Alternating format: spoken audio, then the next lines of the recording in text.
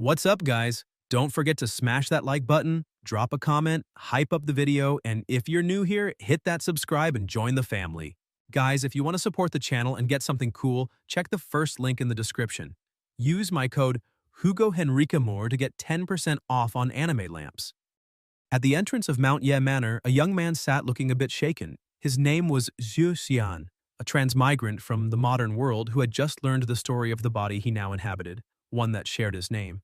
That body belonged to an illegitimate son of the Ye family's patriarch. Weak and cowardly, he had grown up without a mother and wasn't even allowed to bear the Ye surname. Even the family head despised him. Moreover, in the Longyuan nation, where martial strength was valued far above culture, he lacked even the basic spiritual roots necessary for cultivation. With all those misfortunes combined, he was the kind of person anyone in the manor could bully without consequence. Recently, that boy had fallen into the water and nearly drowned. That was the moment when Zhu Xian transmigrated into his body. Suddenly, someone slapped his shoulder, cursing at him and asking what he was doing there, mockingly implying that he must be thinking about the mother who had disappeared without a trace.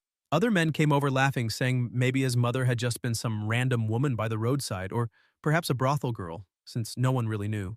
The protagonist grew irritated and told them all to shut up. One of the men froze, wondering if he was hearing things. There was no way that coward would ever dare to talk back. Zhu Xian stared straight at them and said they hadn't misheard, and if they still doubted it, he'd repeat himself. Word for word, he ordered them to shut the hell up immediately. The mocking man grew furious, grabbed him by the collar, and said he must be eager for a beating. Zhu Xian thought he'd really like to fight back, but he simply didn't have the power. Suddenly, another voice approached, asking what was going on. The three turned around and saw a young girl pointing at them, repeating the question and reminding them that, like it or not, he was still the patriarch's son.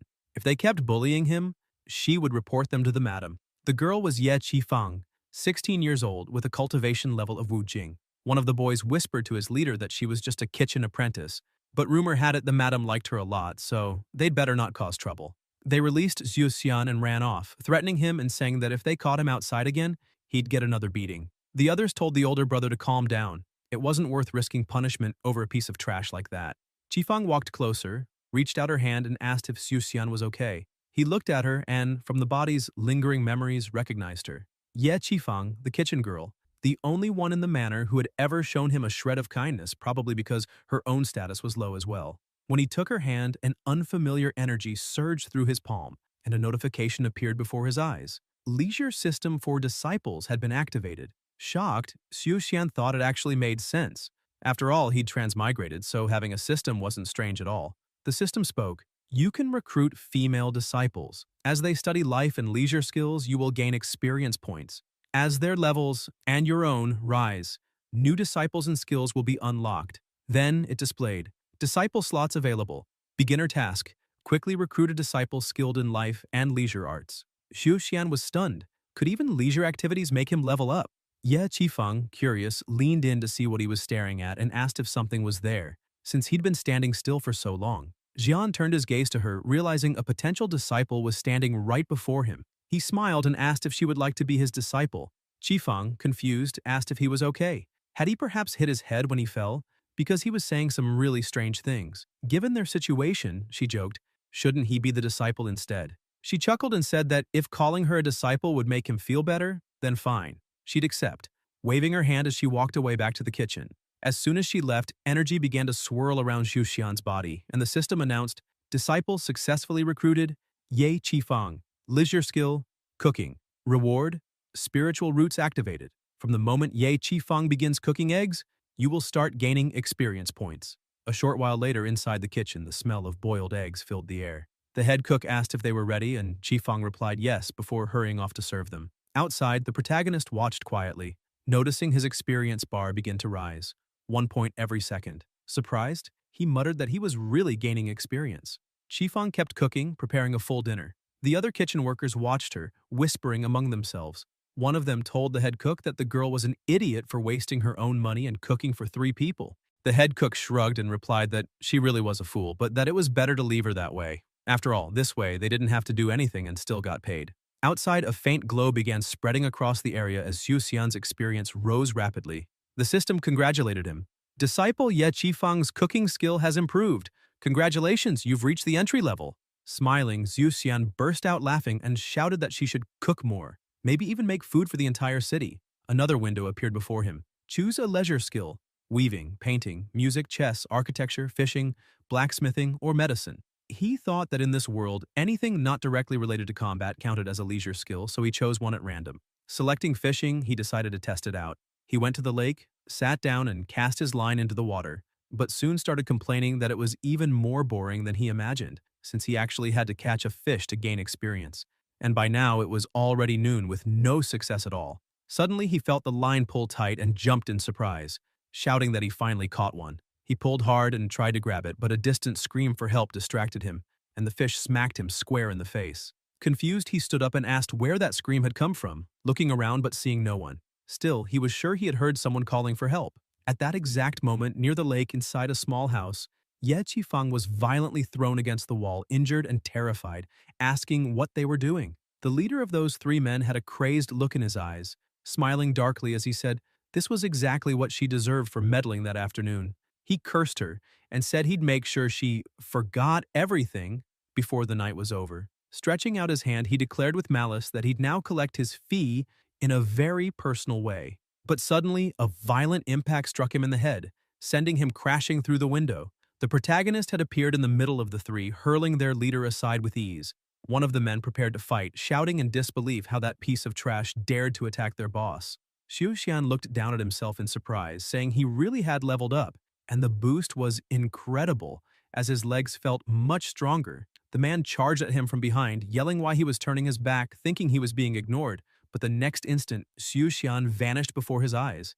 Confused, the man shouted where he'd gone, only for Xian to appear behind him, murmuring that his speed had also improved significantly. The enemy began sweating, terrified, saying it was impossible.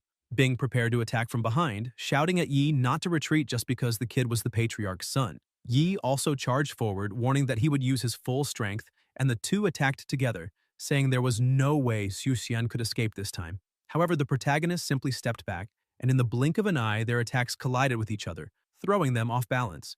Taking advantage of the opening, Zhan punched Bing, sending him flying, then kicked Yi in his most sensitive spot, dropping him to his knees, trembling in pain.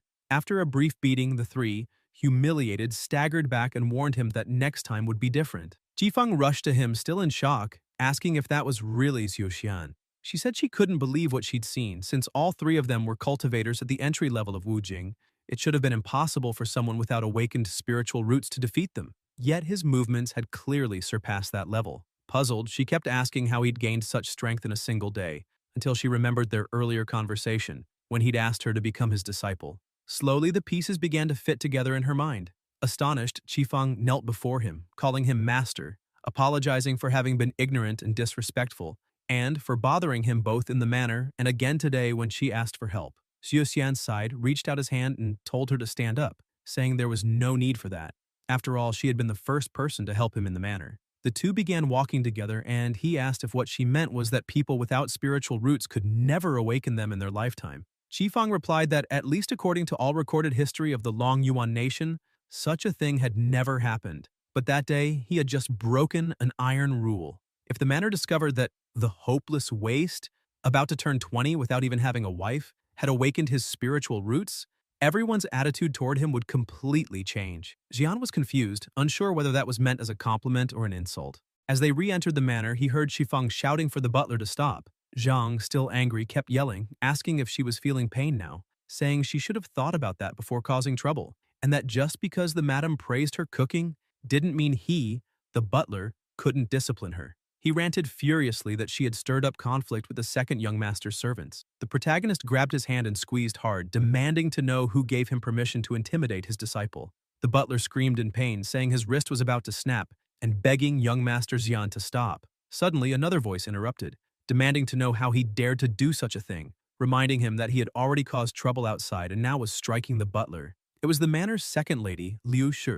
Staying calm, the protagonist asked if she could be more reasonable. Outside, the servants had tried to bully the girl, and now the butler was doing the same, while all he'd done was hold the man's hand lightly. So what was the problem? Shai, irritated, said it seemed Jian was very bold today, daring to cause trouble and even talk back to her. Soon, another voice joined in, telling his mother not to waste time and to expel Jian from the manor immediately. It was the second young master, Ye Ba, who declared that having such a useless person living there had always been a disgrace to the Ye family. And now, after injuring the servants, he deserved nothing but to be cast out. Shur, however, said that wasn't how they would handle it. She decreed that both their wages would be deducted for 3 months and left the rest of the decision for when the family had returned. The butler, clutching his arm in pain, thought Jian could consider himself lucky, wondering since when that weakling, who once could barely lift anything, had become so strong. Inside another room, Ye Ba complained to his mother that they couldn't just let them off and asked since when they allowed anyone to trample over them like that. He mentioned that the beaten servants claimed the brat had suddenly become good at fighting, which could mean he'd awakened his spiritual roots. If that were true, once the family head found out, the entire power balance within the manor could shift. Sharj coldly replied that she already knew all that and told him not to worry. It was impossible for that trash to awaken spiritual roots overnight. At best, he might have secretly learned a few basic refining techniques and caught some servants off guard, nothing more. Annoyed, she added that they had planned the incident when he fell into the water last time, but somehow he survived. From that day on, she ordered her son to assign someone to watch him closely. She wanted to find out what tricks he was using, and even if they couldn't expel him directly, if something happened to him outside the manor, they could easily make it look like an accident. The next morning, several people gathered outside the kitchen. Another servant arrived and asked what was going on, and they replied that the girl inside had claimed she would handle all the manor's meals herself, something they found outrageously arrogant. Inside, Shifeng held 2 knives, focusing all her energy as she prepared. Then, incredibly fast strikes began slicing through everything around her with absurd precision, as if she were a seasoned swordmaster. The servants outside were terrified, asking what kind of killing intent she was giving off and whether this was really just cooking, because if she kept it up, they feared they might end up being served for dinner themselves. Meanwhile, the protagonist was lying down when the system notified him that his disciple, Qifeng, had advanced to apprentice level. With that, he reached the great completion of Wu Jing, and his experience points began rising much faster than before, increasing at a remarkable pace. The system continued to announce that he had reached the main level and that the disciple slots had been expanded, allowing him to recruit 1 more person. In addition, a new skill was unlocked, Iron Stomach Consumption, which allows him to digest additional attributes or abilities, with a cooldown time of 1 hour. Impressed, Jian stood up and remarked that he had just undergone a major breakthrough, and it was incredible. But the most surprising part was the Iron Stomach skill, since it meant that if he ate something, he could absorb its attributes and abilities. Excited, he left and went to a shop. The owner greeted him, surprised to see him there, and asked what a young man like him was doing in such a humble place. The protagonist replied coldly that he wanted the most powerful technique they had. The shopkeeper stared at him, confused, saying that the weakling must be a martial arts failure and perhaps still suffering from the aftereffects of his last fall into the water. The owner then turned and called for Liu Yunshu, a 17-year-old girl with Wu Jing cultivation, asking her to teach the boy a basic beginner's technique. Yunshu placed a simple manual on the table, and Jian, irritated, said he had asked for the most powerful technique, not one for children. She looked him straight in the eye and said he should consider himself lucky if he could master that basic technique within 5 years. Xian then dropped a pile of money onto the table. The shopkeeper's eyes gleamed with greed, and he hurriedly scolded Yunshu, asking if that was how she talked to the young master, ordering her to bring out the strongest technique immediately. Reluctantly, Yunshu went to the shelf and took out an advanced manual, scoffing that in all her years she had never seen anyone so ambitious yet so incompetent. Handing him the technique, she said that if he managed to master it before dying, he could come find her while she was still alive, since that was a technique from an entire cultivation realm. Mocking him, she added that she was going to take a break to wash her hair in the street. Jian pointed at her and said she had just given her word, and even the shopkeeper had heard it. Yunshu confirmed, saying she would stand by what she said for the rest of her life. Without hesitation, the protagonist unrolled the manual and said they didn't have to wait. He could settle this immediately. He opened his mouth and began to eat the technique. Both of them were dumbfounded, unable to comprehend what he thought he was doing. When he finished, the shopkeeper's eyes widened in shock. He had actually swallowed the manual. Jian gave a thumbs up, chuckled, then crouched down, trembling, saying it felt a bit uncomfortable. Suddenly, a massive surge of energy exploded from his body, unleashing a devastating pressure that threw the entire shop into chaos. The power kept rising to absurd levels, and overwhelmed by it, he dashed off at unbelievable speed, streaking across the city like lightning. In just a few seconds, he had crossed the entire district and returned to the shop. The stunned shopkeeper said what he had just witnessed was harder to believe than watching his ancestors rise from their graves, because for someone without spiritual roots to master a realm-level technique, that required both chi and body refinement was impossible. It could only mean one thing. Perhaps that young man was a true prodigy. Yunshu, exhausted, just sighed and said she gave up. The shopkeeper grew angry, saying Yunshu shouldn't act that way, that it wasn't right. She told him to let go, but by now a crowd had gathered, curious about the commotion, whispering that apparently she had lost some kind of bet. The wager had been that the protagonist couldn't learn a realm-level technique, and losing meant he actually had. The onlookers confirmed that he really had mastered the technique in an instant, though they still found it impossible to believe. Jian stepped forward and told them to stop, looking at Yunshu and asking if she had any special talents or hobbies. The girl found the question odd. It came out of nowhere. But still, they moved to a quieter corner where she admitted she wasn't a martial artist but enjoyed writing and painting a little. Jian smiled and said that was fine, asking if she would like to become his disciple, promising that if she accepted, the wager would be forgotten. Yunshu agreed, still confused, and asked if he planned to teach her martial arts. The protagonist started walking away, saying all she needed to do was focus on writing and painting. The girl watched him go, thinking her new master was rather strange. As he walked, the system notified him that another disciple had been successfully recruited.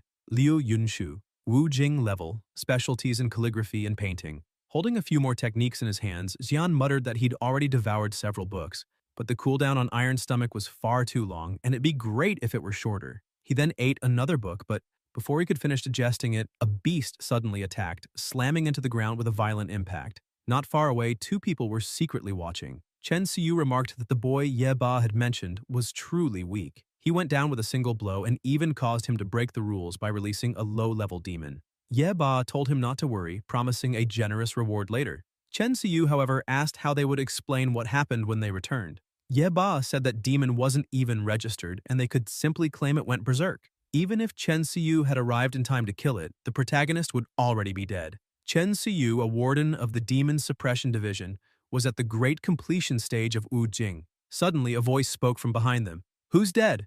Both men flinched and turned quickly, seeing the protagonist standing there unharmed. Chen Xiu was stunned. This boy had survived a direct attack from a demon at the small Wu Jing realm and had managed to approach them silently from behind, something that would take decades to master. He asked Ye Ba if he was certain that boy had no spiritual roots, because what he had just witnessed was impossible for a mere mortal. Jian, irritated, asked if Ye Ba had been involved in the drowning incident, and if he was now trying to finish the job.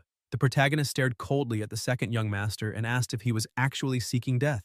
Ye Ba began trembling and asked Chen Xiu what happened to the demon and why it had stopped attacking. Chen Xiu pointed ahead, and when Ye Ba looked, he saw the demon already lying dead, its head severed beside its body. Shocked, he asked how the creature had been killed with a single strike. Chen Xiu immediately moved forward, saying he'd have to deal with the protagonist himself. Jian easily dodged and remarked that the man seemed to be at a high realm, so defeating him should yield plenty of experience. Chen Xiu kept attacking relentlessly, shouting that the boy must be delusional, because even if he had awakened recently, it would take decades of training to reach that level. But in any case, he wouldn't live long enough to find out.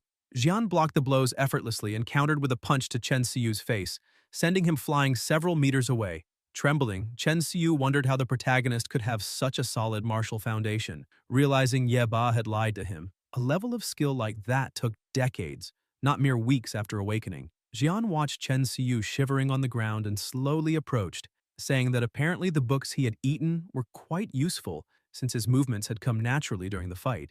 Desperate, Chen Xiu looked back and thought he couldn't defeat that monster. He needed to flee immediately. Focusing his energy, he activated his lightness technique and shot off at incredible speed, quickly widening the distance. Looking back and seeing Xian still standing still, he believed he had escaped, thinking that even if the boy was fast, he couldn't catch up now. Suddenly, Xian appeared right beside him, arms crossed, asking where he thought he was going. Paralyzed with fear, Chen Xiu stammered that it was impossible. The protagonist then grabbed his head and slammed it into the ground with terrifying force. Chen Xiu thought that blow was too much, and, powerless, began begging for his life, calling Jian young hero, and insisting he was only a government officer, warning that if he killed him, he'd face serious consequences.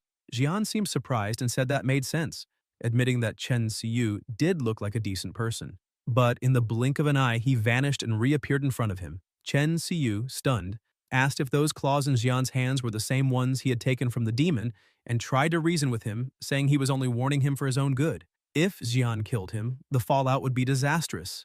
With a dark glare, Jian replied that Chen Xiu called himself an official, but had conspired with that dog, Ye Ba, committed murder, and released a man-eating demon, so he deserved to die. He added that Chen Siyu and Ye Ba had planned everything, and now he only had to say that the demon killed him while he happened to be passing by, heard the screams, and slew the creature, so Chen Siyu should thank him even in death.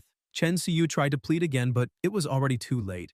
Back at the manor, Ye Ba muttered that if he had sensed something wrong, he would have fled long ago.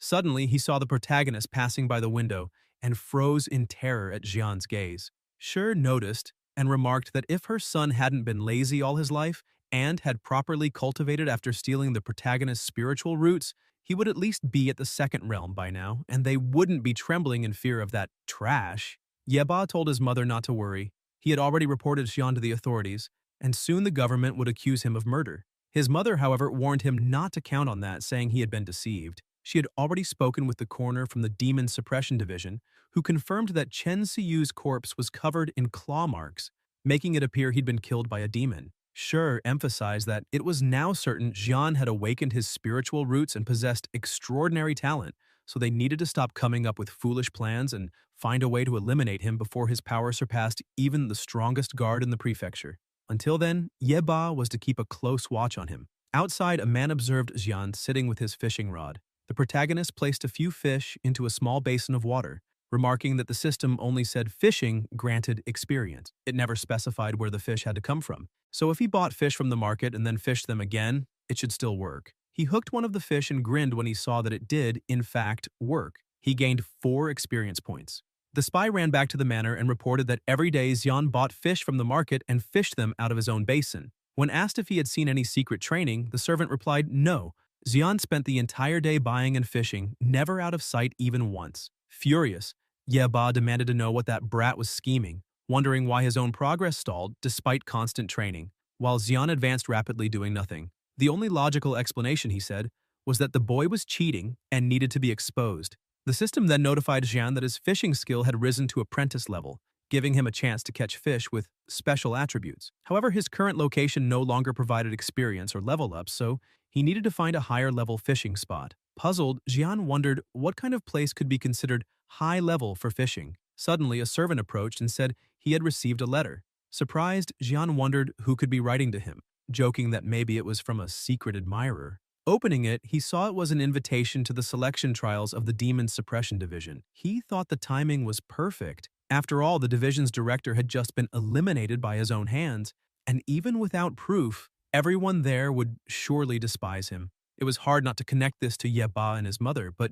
still, it was a valuable opportunity handed to him, and he had no reason to refuse. Sitting with Qifeng, she mentioned that the Demon Suppression Division's selection was approaching, and asked why he still looked so calm. She pointed out that participating was a huge opportunity, so she didn't understand why he didn't seem excited. He told her to think carefully about what she was saying. Given his background and status in the family, did she really believe anything good could happen to him? When something seems too good to be true, he said, it usually is. Jifeng admitted he was probably right again, but noted that, like before, he was pointing and talking to himself, and asked what he was doing. The protagonist explained that he had no idea what kinds of opponents he would face in the division's selection, so he needed to prepare completely. The system suddenly announced, Ye Qifeng's cooking has advanced. Spiritual root unlocked. Special talent unlocked. Exotic cuisine requires instruction. The skill description stated that once taught, Qifeng would be able to infuse spiritual energy into her dishes, granting special buffs such as increased attack, defense, speed, or perception to those who ate them. As she advanced, she could create even stronger dishes using rare ingredients. Jian wondered how to teach her that ability until something appeared above his head. He caught it with his fingers, guessing it might be a skill point that needed to be transferred. Unsure what to do, he decided to try and gently touch her forehead. The system announced that the exotic cuisine skill had been successfully taught. Embarrassed, Qifeng looked away and asked why her master had just touched her forehead. Suddenly, she began to feel a strange power coursing through her, her eyes and body radiating energy she had never experienced before. The system continued. Recipe learned, spirit braised beef tendon. Recipe learned, spirit grilled vinegar fish. Recipe learned, supreme spirit hot pot. Overwhelmed, Xifeng jumped up and ran off, saying that all the recipes had flooded into her mind at once, and she had to start cooking before she forgot them. The system then announced, Disciple Liu Yunshu has advanced to apprentice level. Special skill unlocked, scroll creation. Yunshu can now craft scrolls with special effects. Scroll of disguise unlocked. Use this scroll to blend into your surroundings. Jian noticed that all his disciples were working hard when another notification appeared. A subsystem had been unlocked, allowing disciples to store their creations in their own inventories, which he could access anytime. He gathered both disciples and told them he would be away for a while, but they should continue their tasks.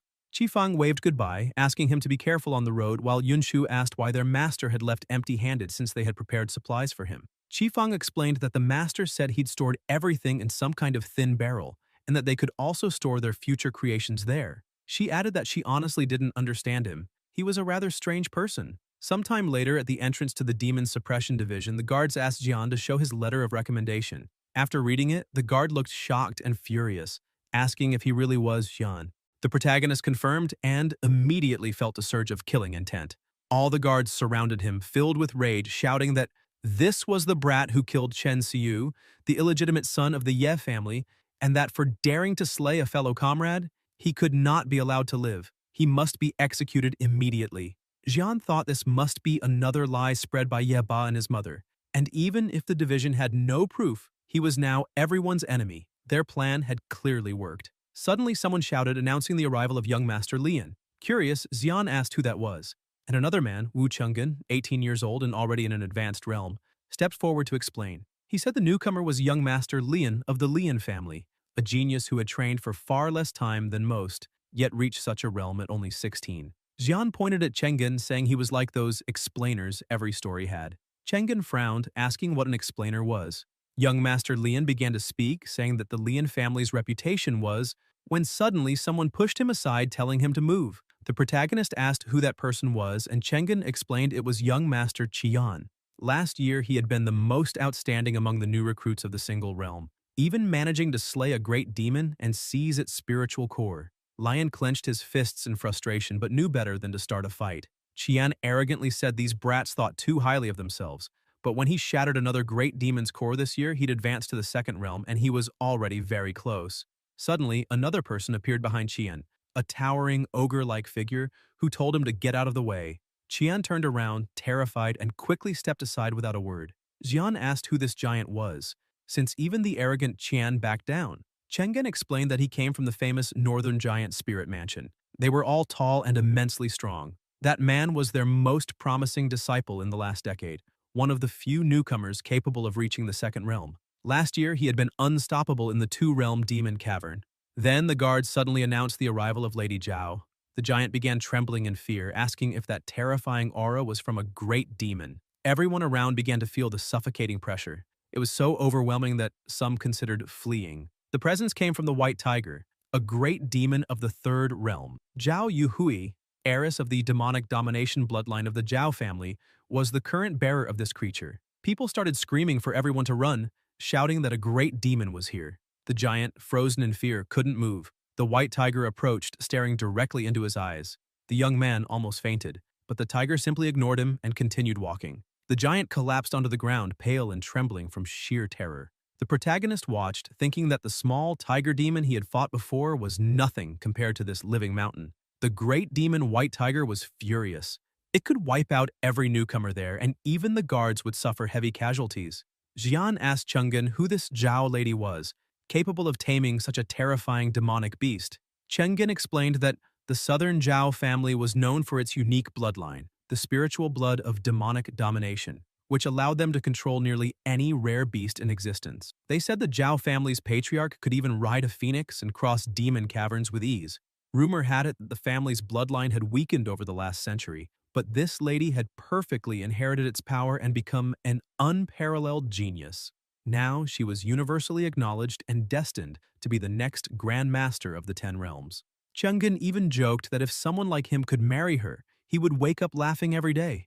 After the explanation, the two entered the site, and the protagonist was astonished by how many people were there. Among countless statues of various shapes and sizes, Chenggen explained that each one possessed divine power and served to keep the demons of the caverns at bay. Surprised, Jian asked if this was a world where humans, demons, and immortals coexisted. Chenggen asked what he meant by coexist, since the main conflict had always been between humans and demons.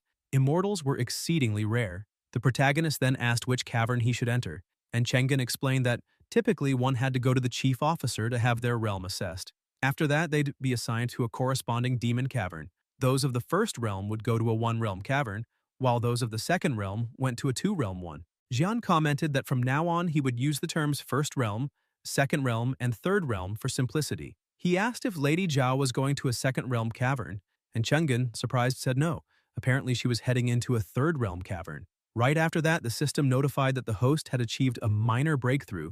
Qifeng had advanced to sous chef, and Yunshu had advanced to scholar. The crowd began murmuring in disbelief, wondering if the organizers were truly sending someone into a demon cavern above their own realm. Even for a genius, that was extremely risky. Another youth commented that most people didn't understand the true meaning of the Zhao family's bloodline, a lineage that appeared only once every century. With that complete inheritance, she could surpass normal limits and slay high-level demons directly, something only one newcomer per generation could achieve. Xian admitted that was truly impressive, and Chenggen remarked that there was no need to envy her, since they were still in the first realm and could only go to a first-realm demon cavern. Suddenly, someone shouted that Xian was also assigned to a third-realm demon cavern. Chenggen turned pale and told the officer there must be a mistake. Xian was in the first realm like him, and sending him into a third-realm cavern was equivalent to sentencing him to death. The officer, angered, drew his sword and shouted if Chenggen dared defy an order, any newcomer who disobeyed the Demon Suppression Division would be executed.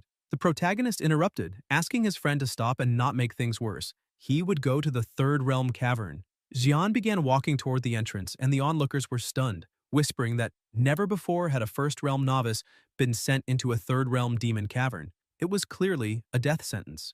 Many assumed he must have offended the division. Zhao Yuhui glanced at Xian and remarked that he was indeed bold. He knew the vast difference in power between them, yet dared to enter the same cavern. He ignored her and kept walking while she followed right behind, saying the division should at least send a death notice to his family. Inside the cavern, several monsters were speaking among themselves, saying they could clearly smell a human nearby, a weak one from the first realm. One of them ordered the lesser demons to start the hunt immediately. Meanwhile, Xian sat quietly, thinking that Yunshu's camouflage scroll was incredibly useful, even though demons had keen senses.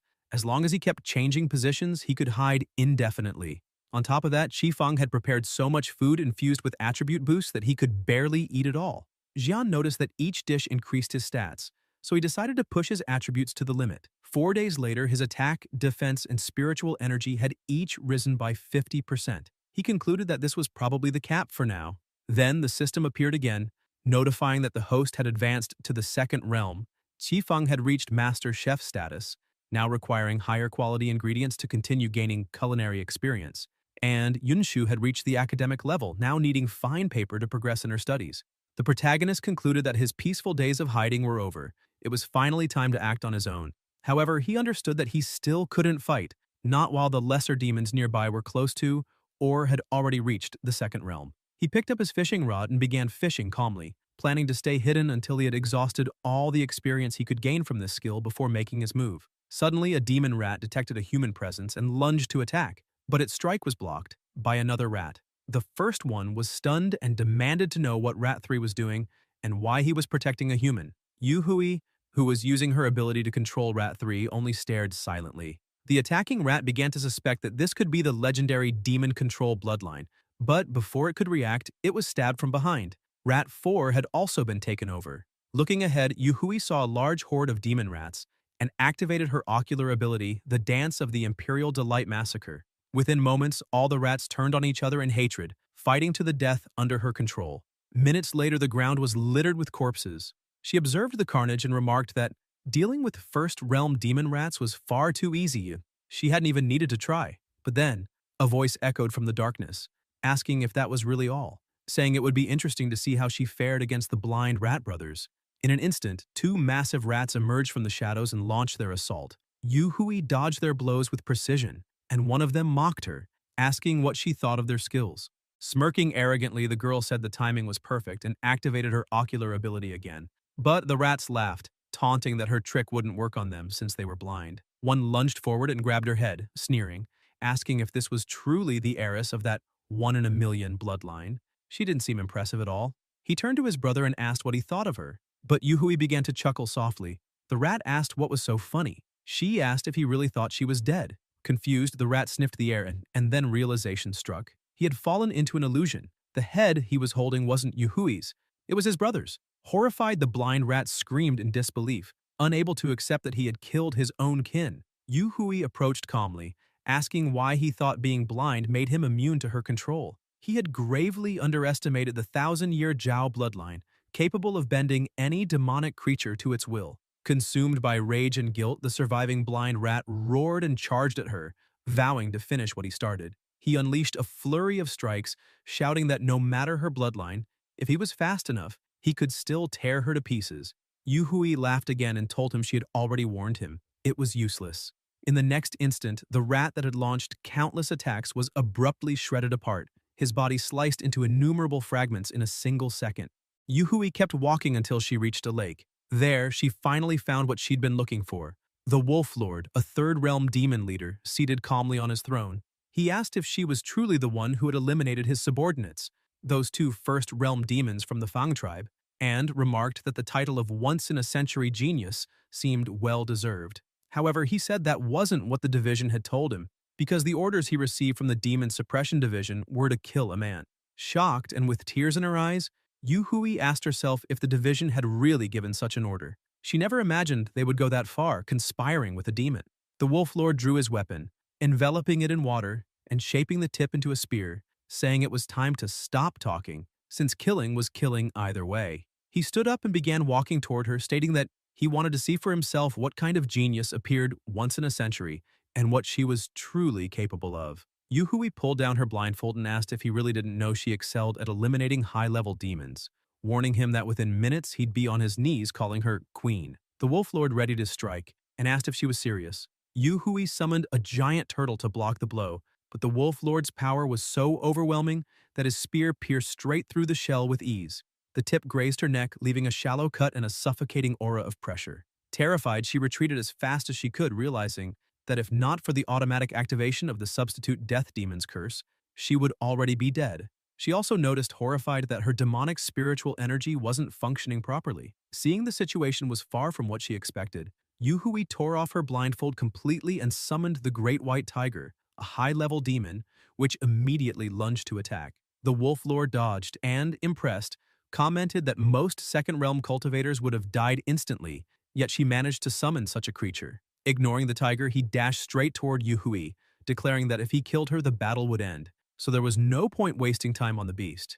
Yu Hui tried once more to use her ocular ability, commanding him to stop, but the Wolf Lord was unaffected and kept advancing. Desperate and crying, she couldn't understand why her powers didn't work there.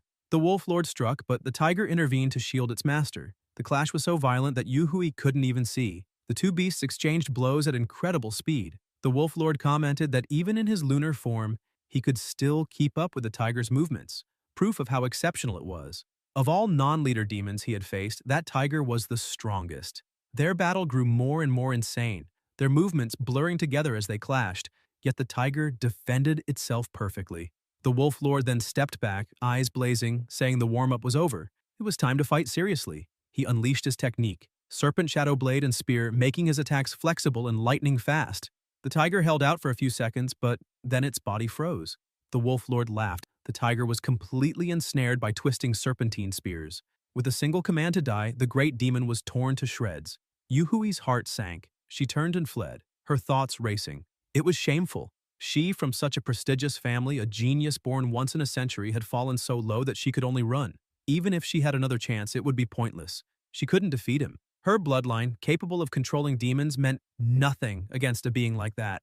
Even her strongest summon, the Great White Tiger, had been destroyed, making any weaker summons completely useless. Suddenly, the Wolf Lord appeared in front of her, asking where she thought she was going and mockingly reminding her that she was the one who'd said he'd be on his knees calling her queen. He then ordered her to prepare to die and thrust his spear straight toward her. But something unexpected happened. A figure appeared in front of her and snapped the spear's tip clean off. Stunned, the Wolf Lord stared at the figure and asked if that wasn't the iron-scaled fish he had stationed to guard the western cavern entrance.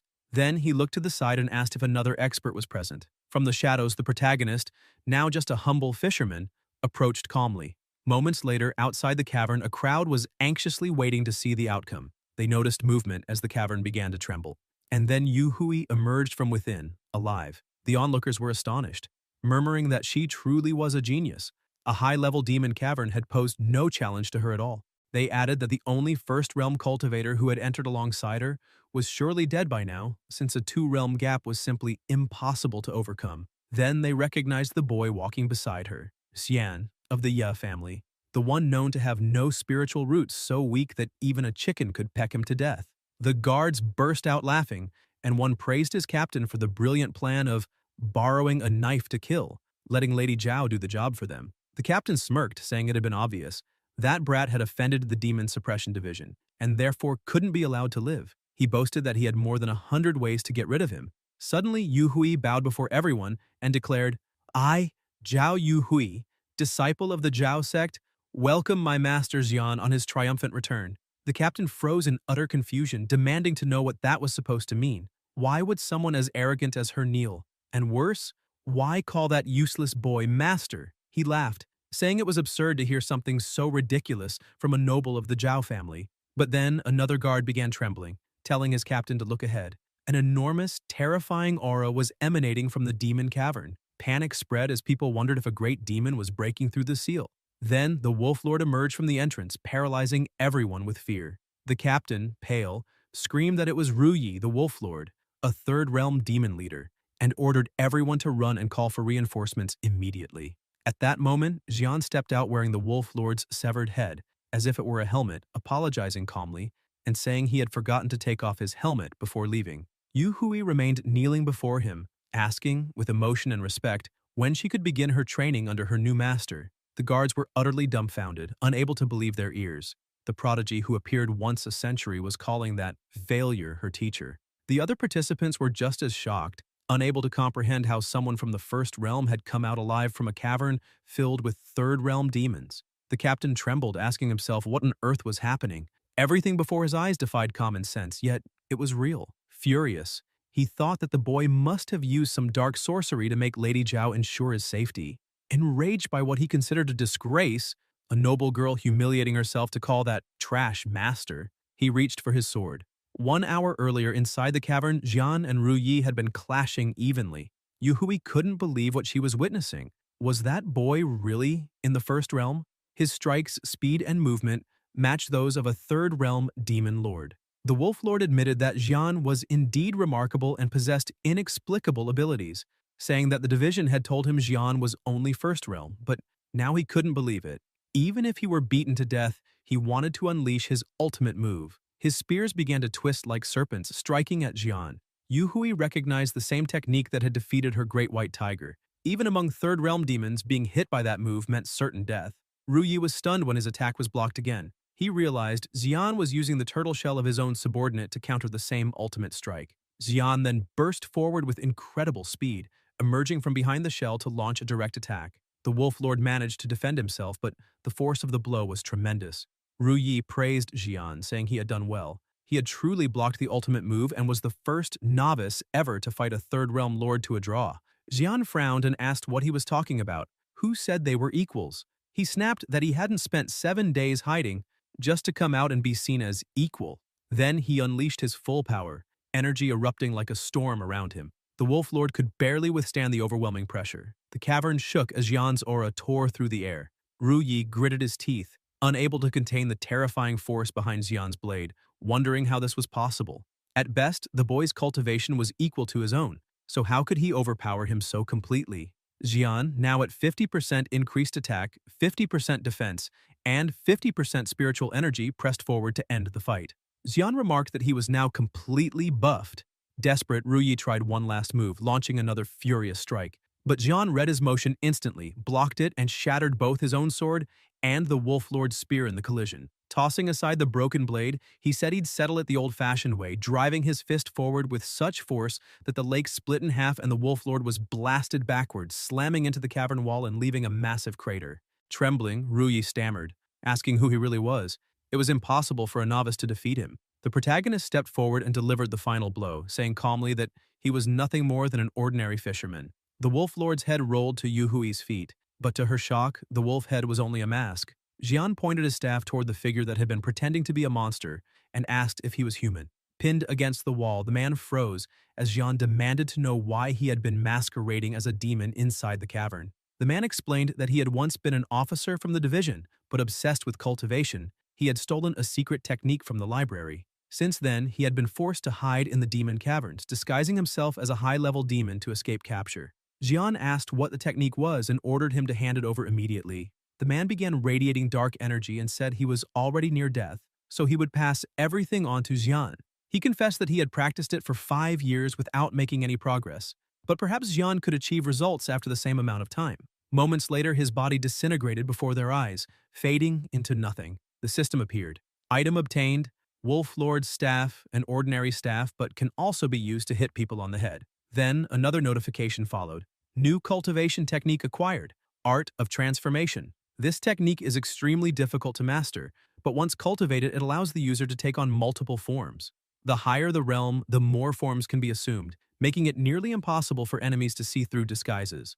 Another skill unlocked, Disciple Summoning, allows the host to summon any disciple instantly from anywhere with a 1-hour cooldown. A second spell followed, Reception, granting the ability to anticipate and counter a portion of attacks and spells from enemies whose realm is not superior to his. Yu Hui approached and asked why he even wanted that technique, explaining that the Art of Transformation was an elite-level skill meant for cultivators of the 4th realm. She warned that even if Xian had been lucky enough to defeat a 3rd realm demon lord, that art was far beyond his level. If his cultivation wasn't strong enough, he could waste years without progress, or worse, lose his mind and destroy his cultivation completely. Xian ignored every word she said and swallowed the scroll whole. Yu Hui screamed in shock, asking if he had lost his mind. Xian began staring intently at her, examining every detail of her figure. Feeling uneasy, Yu Hui thought he was looking at her with impure intentions. But after a few seconds, Xian focused and activated his new technique, perfectly transforming into her. Yu Hui stood frozen, utterly speechless. In the blink of an eye, he had mastered the Art of Transformation. Xian walked up to her, saying he had successfully taken her form, though he noted he seemed a bit taller, and when he touched his chest, he joked that part of it seemed smaller than expected. Furious, Yu Hui smacked his hand away, shouting at him to stop touching things and yelling that his ugly face didn't suit her appearance at all. Xian touched his own cheek and said that due to a lapse in focus, his spiritual energy had reacted on its own, revealing part of his true face. Then he brushed it off, saying it didn't matter, and asked if she truly could control demons. Yu Hui confirmed, explaining that her family had a century-old tradition of demon control. Curious, Xian asked if she'd be interested in becoming his disciple. Yu Hui cut him off sharply, telling him to stop daydreaming. Even if he had saved her, her family was revered by thousands in the south, and she would never let him take advantage of that. Turning away, she said they should leave quickly. Spending too long inside a demon cavern would damage her family's reputation. Jian casually asked if she wanted to summon a phoenix. Yu Hui froze mid-step, her voice shifting instantly in surprise. Before entering the cavern, the protagonist had asked whether the Zhao family still wasn't satisfied with such a prodigy. Chenggen had explained that it was true. The family patriarch had enormous expectations for Yu Hui, hoping she could control a phoenix by the time she turned 20. However, to control a phoenix, one had to reach at least the 10th realm. And with only 2 years left, going from the 3rd to the 10th realm in that short time was considered impossible. Inside the cavern, Yu Hui asked if the protagonist truly knew what he was saying, because even if he had mastered the Art of Transformation in an instant, summoning a phoenix was not something to speak of so lightly. She explained that there were 3 indispensable conditions. First, perfectly inheriting the Zhao family's bloodline. Second, reaching the 10th realm. And third, finding and defeating the phoenix in the immortal realm. Xian answered casually, saying she didn't need to go through all that. All she had to do was become his disciple. That way, he would help her raise a phoenix chick, making her its rightful master automatically. Yu Hui was both shocked and furious at the audacity of his words, but Xian continued, saying it was basically impossible for her to achieve that alone within 2 years. On the other hand, if she joined him, she'd actually have a chance. She fell silent, thinking. Xian had reached the 3rd realm in only 7 days, while she had taken 14 years to reach the 2nd realm since childhood. The Art of Transformation was a technique that even 10th realm masters struggled to grasp, and he had simply learned it by swallowing the scroll. Everything she had seen so far defied logic, and Yu Hui began to wonder if this man was truly ordinary. Maybe it was worth the risk. Back in the present, outside the demon cavern, Yu Hui mounted one of her beasts and bowed, saying farewell to her master. She would return home to report the situation and then begin cultivating what he had taught her. The protagonist waved her off, telling her to go ahead, since the phoenix was calling for her. The system appeared again. Host has reached entry level of the 3rd realm. New disciple Zhao Yu Hui has joined. 2nd realm, bearer of the demon controller bloodline. Disciple level, Apprentice. Specialty, taming. Zhao Yuhui can tame ordinary animals and turn them into demonic beasts. The higher her specialty level, the stronger the beast she creates. Meanwhile, in the Ye family mansion, the second young master raged, shouting that it was over. That worthless brat had survived again. He demanded to know how someone from the first realm could have survived inside a third realm demon cavern. Ye Ba wondered if the girl from the Zhao family had protected him, but quickly dismissed the thought, remembering that the previous year his father had asked for Yu Hui's hand in marriage, and the Zhao family had refused. There was no way she would be interested in that useless trash. His mother yelled, asking why he was panicking.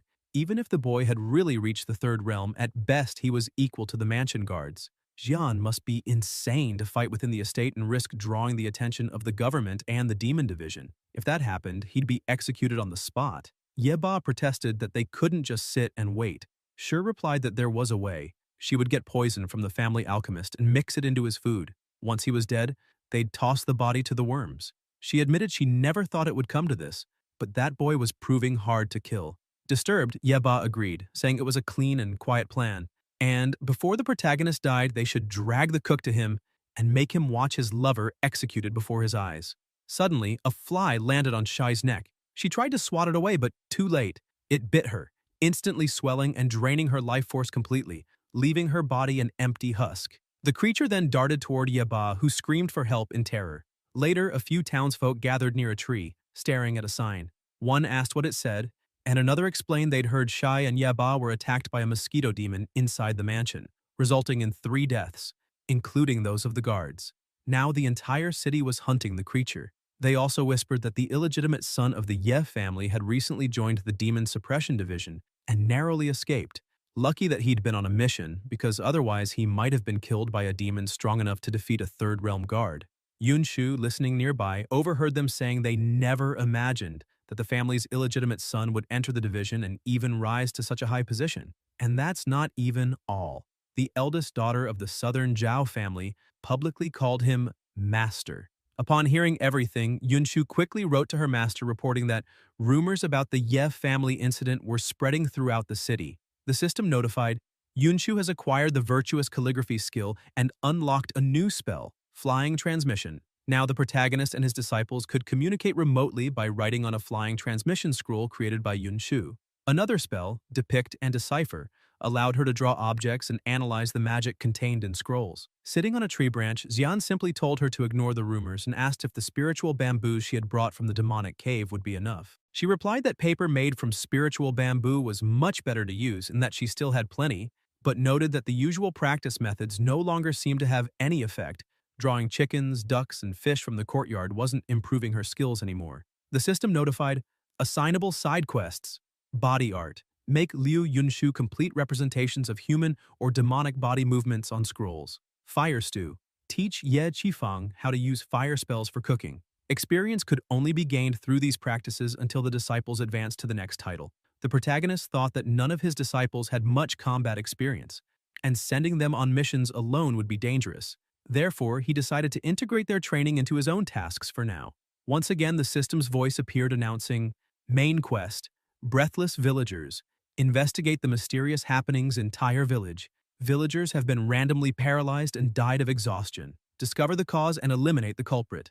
Jian jumped from the tree, transforming into a bird, and soon arrived at the village. The guards at the entrance stopped him and asked what he was doing there. Jian showed his badge saying he was from the Demon Suppression Division and had come to investigate.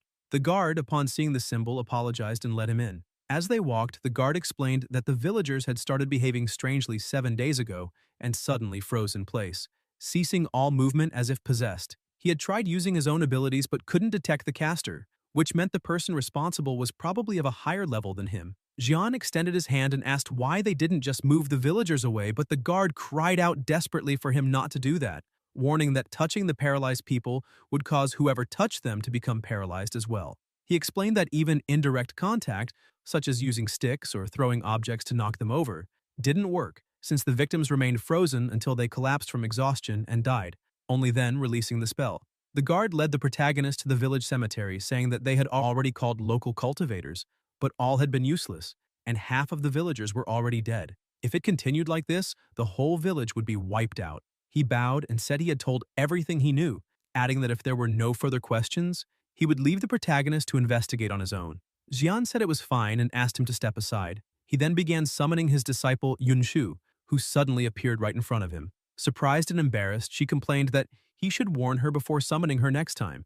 If she had been bathing, it would have been terribly awkward. Jian, slightly embarrassed, said fine and pointed to the paralyzed villagers, saying they were probably under some kind of spell and asking if she could analyze it.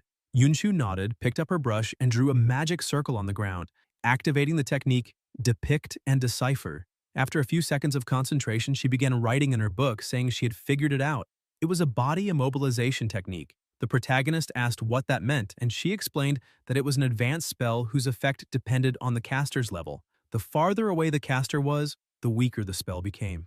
Based on her analysis, the culprit was probably at the temple, on top of the distant mountain. Jian started walking, saying it was time to meet this caster. Yunshu, worried, warned that if they went now, they might be suppressed by the enemy's higher level and asked why they couldn't level up first, using the fishing method the master always did before battles. The protagonist, a bit irritated, replied that this time he couldn't wait. Even if he had time, the villagers didn't.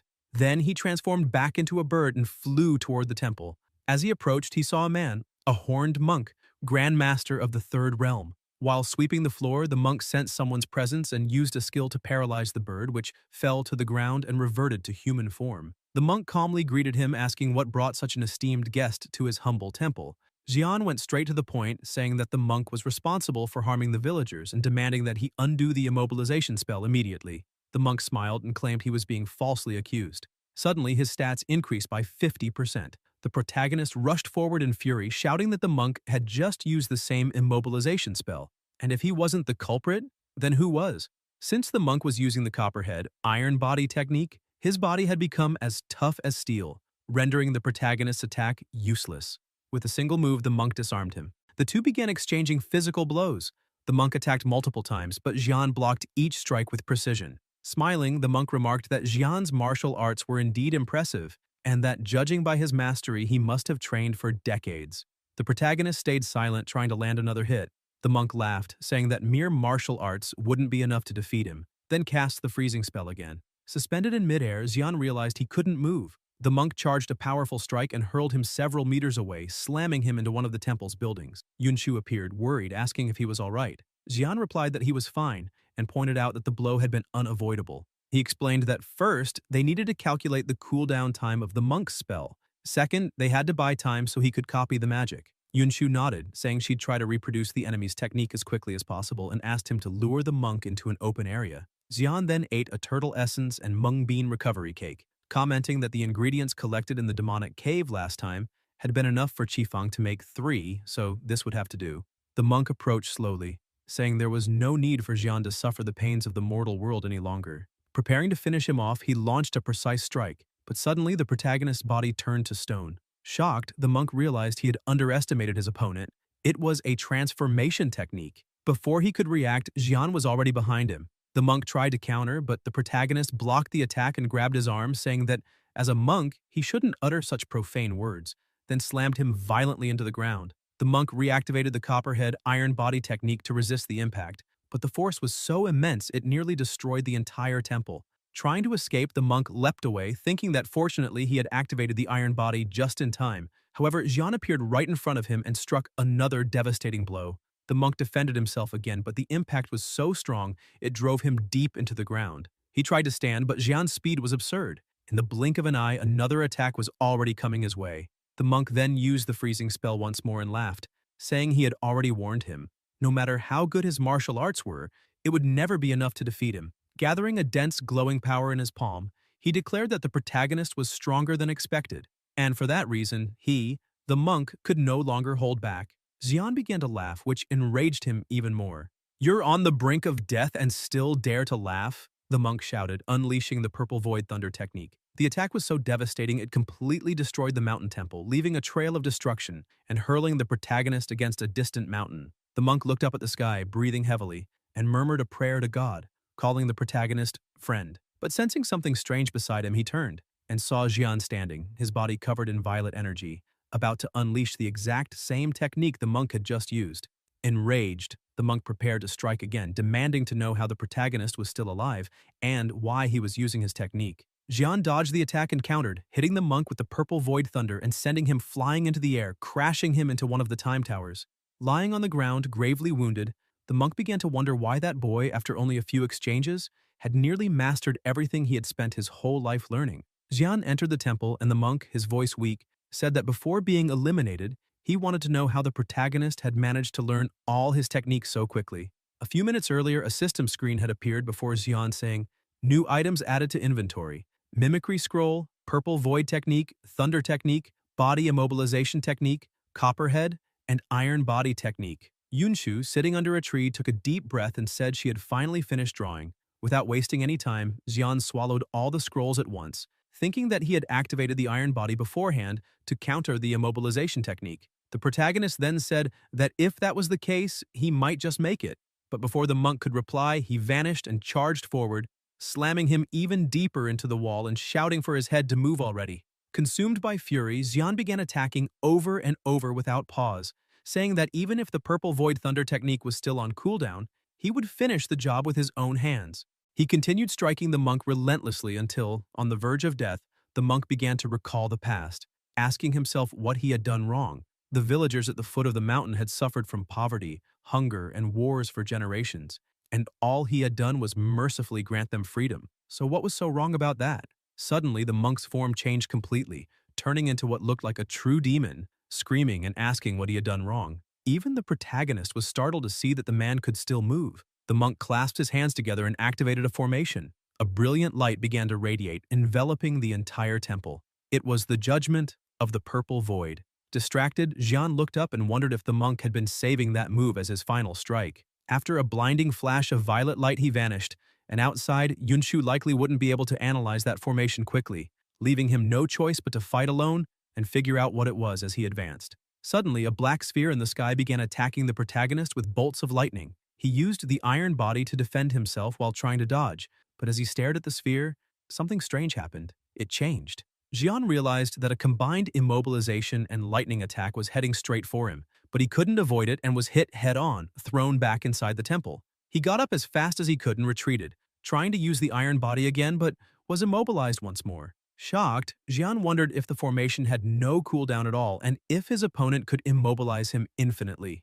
A monk, now looking completely different, appeared behind him ready to deliver the final blow. The strike was so powerful it sent him flying, and as he was hurled through the air, Xian thought he could only use the iron body in the few moments he managed to break free. But before he could react, 3 more circles appeared around him. He realized he didn't have even a single second to catch his breath before another devastating attack began tearing everything apart.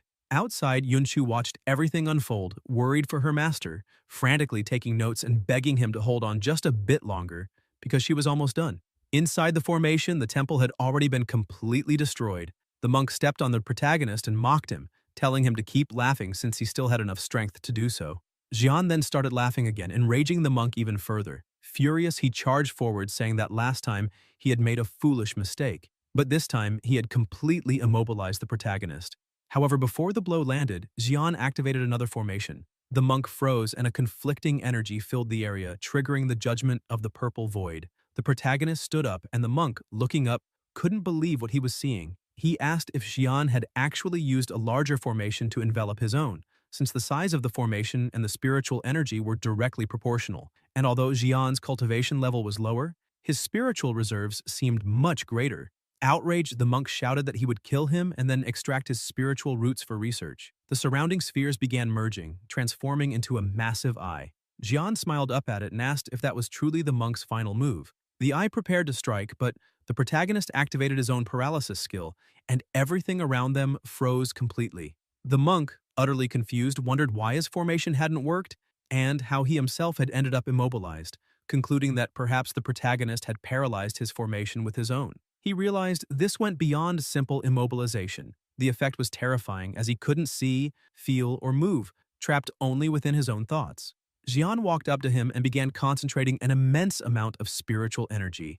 The monk, alarmed, thought that he couldn't see what the protagonist was preparing, but assumed it was some kind of thunder or fire technique that, if it hit him directly, would leave him severely wounded, though he still held a faint hope of escaping. Suddenly, the attack expanded toward him. The energy was so immense it tore through the entire field, destroying the mountains behind and completely pulverizing the monk's body.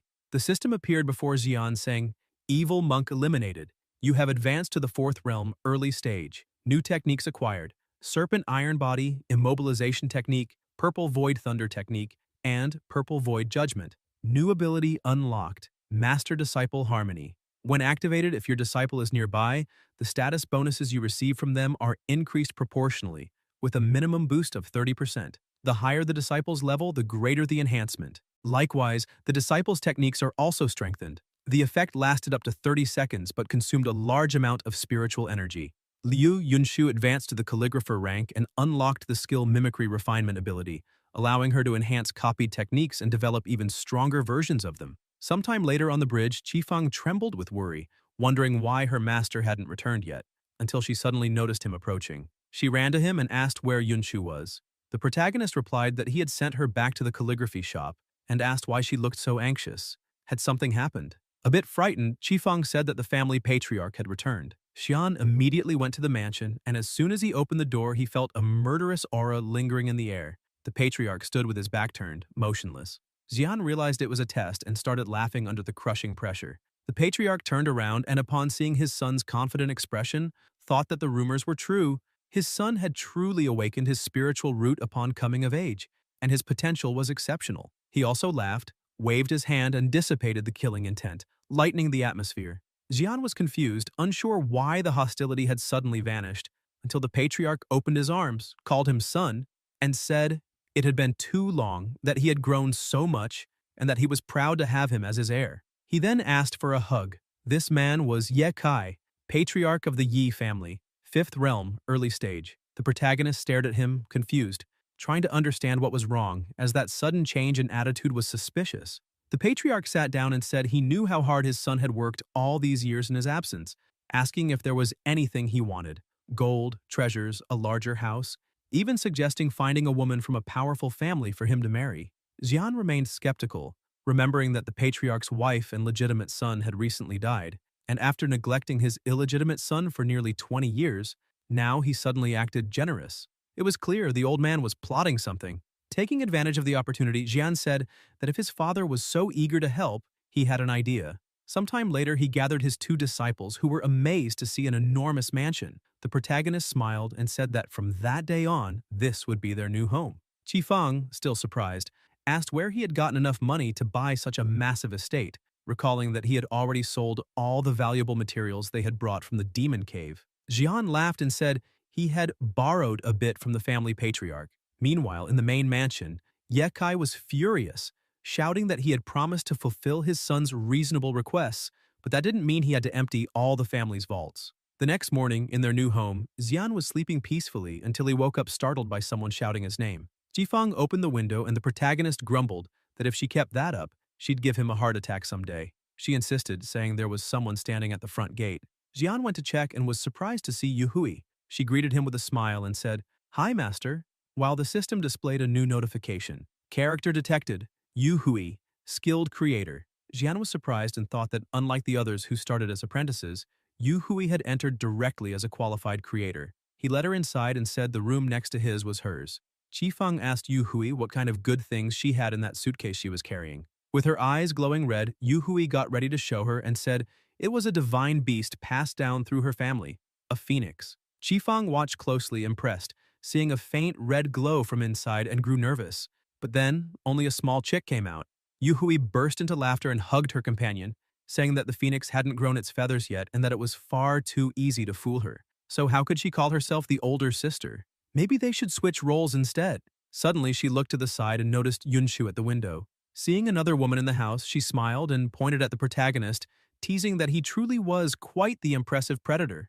A bird flew overhead and she ordered it to come down slowly. Her ability struck the bird, making it land gently in her hand. Yu Hui told her master that it was just a messenger pigeon, and upon reading the note, she saw there was a new mission from the Demon Suppression Division. He turned around and began to leave. Yu Hui asked if she wasn't going along, but Xian replied that for now, no. She should stay home raising chickens properly, and if she had any questions, she could ask her two senior sisters.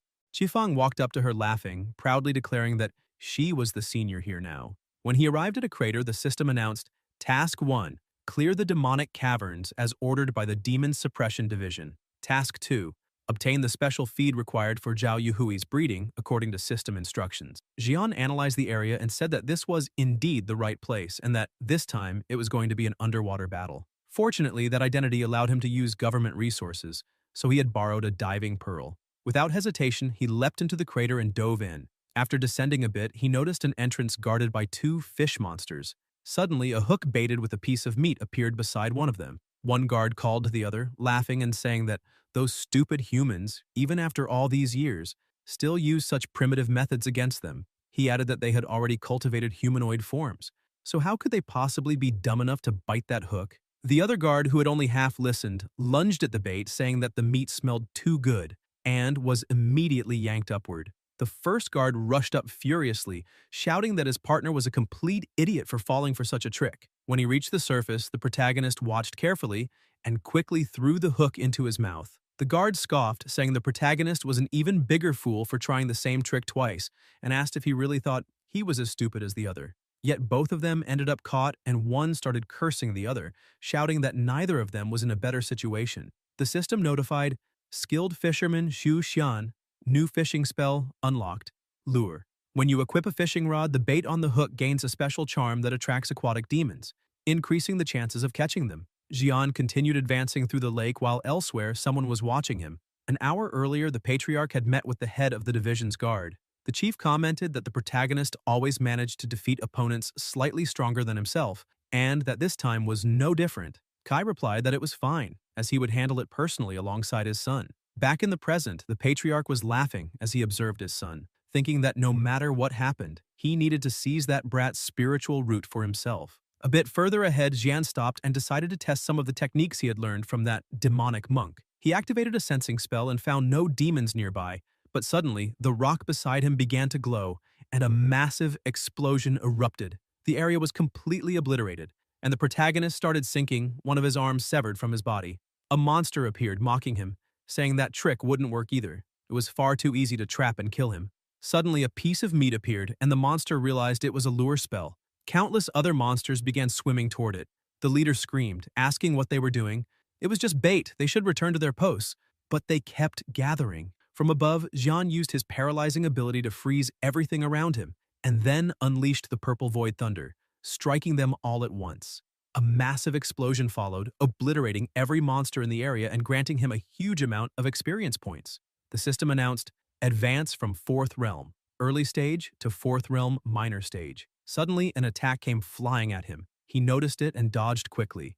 Looking down, he saw the Armored Lobster Shrimp Commander with Water Cannon, 4th Realm, Minor Stage. Jian smiled excitedly, saying that the spell the boss had just used was interesting, as it reminded him of gunfire from his previous world. If he could learn it, it would be extremely useful. The protagonist used a linking spell to pinpoint the boss's location, and immediately followed with a freezing spell, but the enemy moved with incredible speed and evaded it.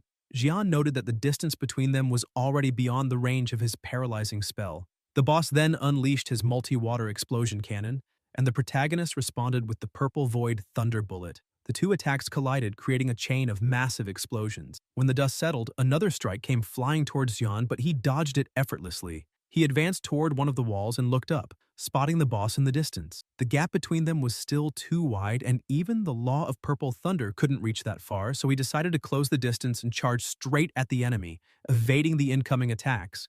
The battle between the two raged on fiercely, devastating the entire area. Even with his high speed, the protagonist realized he couldn't fully keep up with the boss. He then drew his staff, gathered all his strength, and hurled it with precision. The dust stirred up by the fight obscured the boss's vision. Suddenly, the staff shot out from within the smoke. Though the boss narrowly avoided a fatal blow thanks to his incredible speed, the weapon still struck his shoulder. He began boasting that it was merely a scratch, and claimed it proved how slow the protagonist was.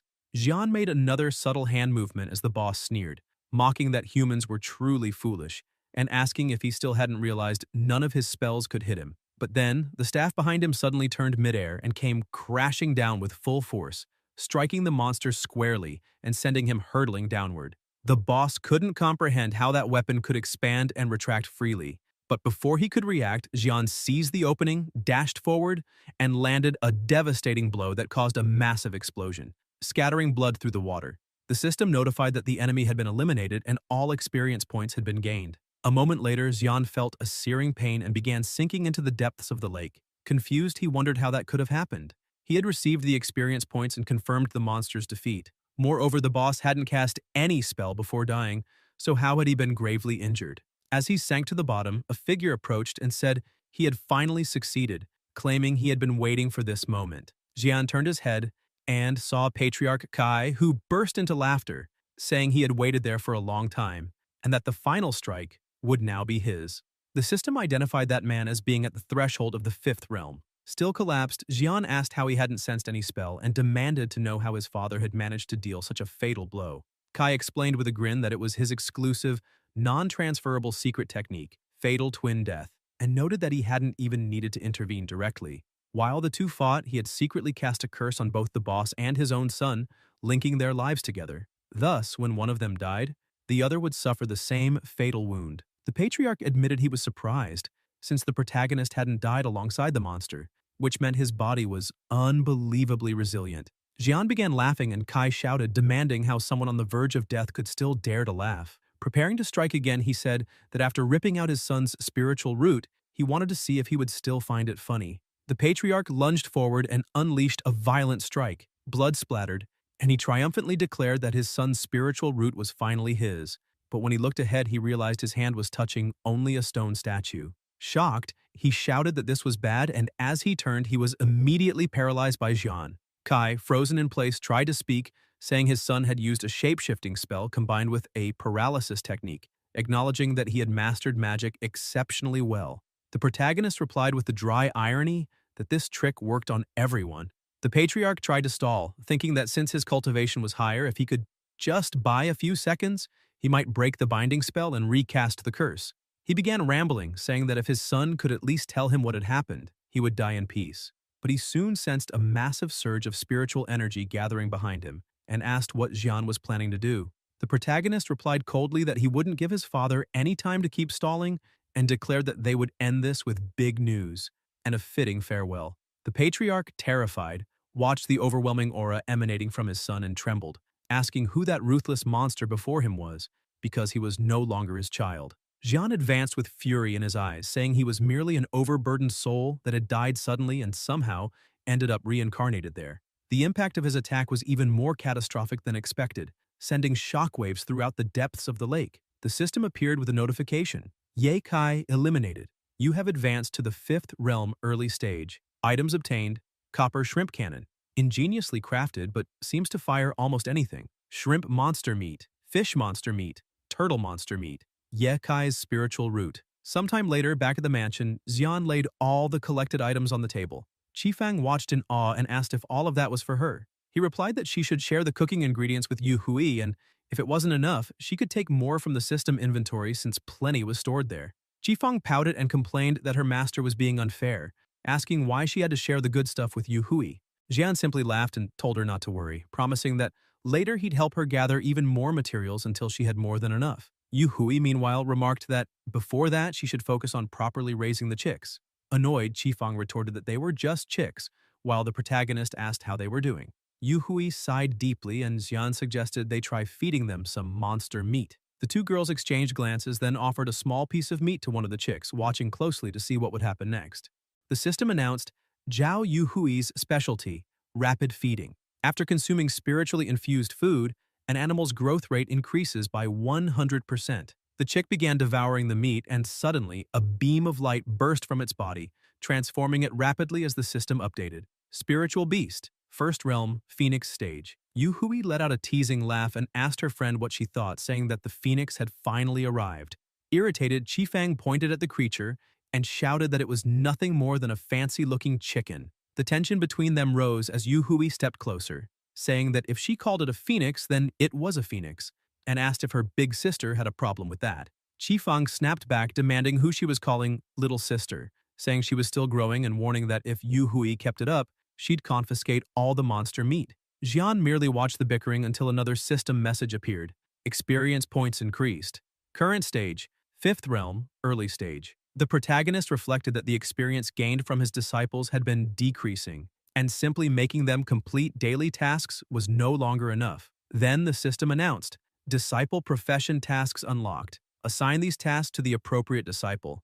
Upon completion, the disciple's cultivation level will increase significantly, and you will also receive a considerable amount of experience points. Surprised, Jian decided that very night to gather everyone in his room and begin passing on his knowledge. The system notified, Summoning Spell Taught. He explained that they could now all use the summoning spell. That way, when completing missions alone, they could call him in case of emergency.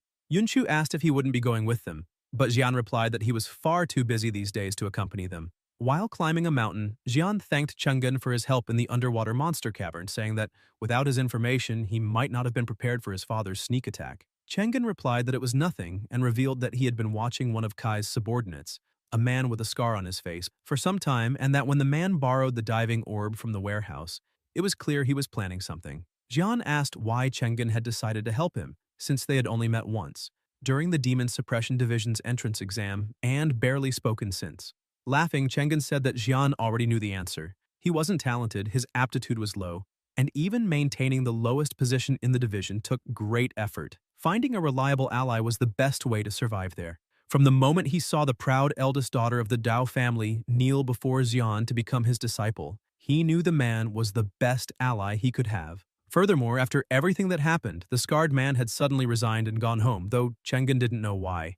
A few days later, inside a small cave, the scarred man trembled with fear, cursing whoever had sent him to patrol that mountain, and wondering how such a powerful monster could be lying in ambush. Before him, a massive black demonic bear of the third realm attacked violently, slamming him against the wall as its eyes glowed menacingly.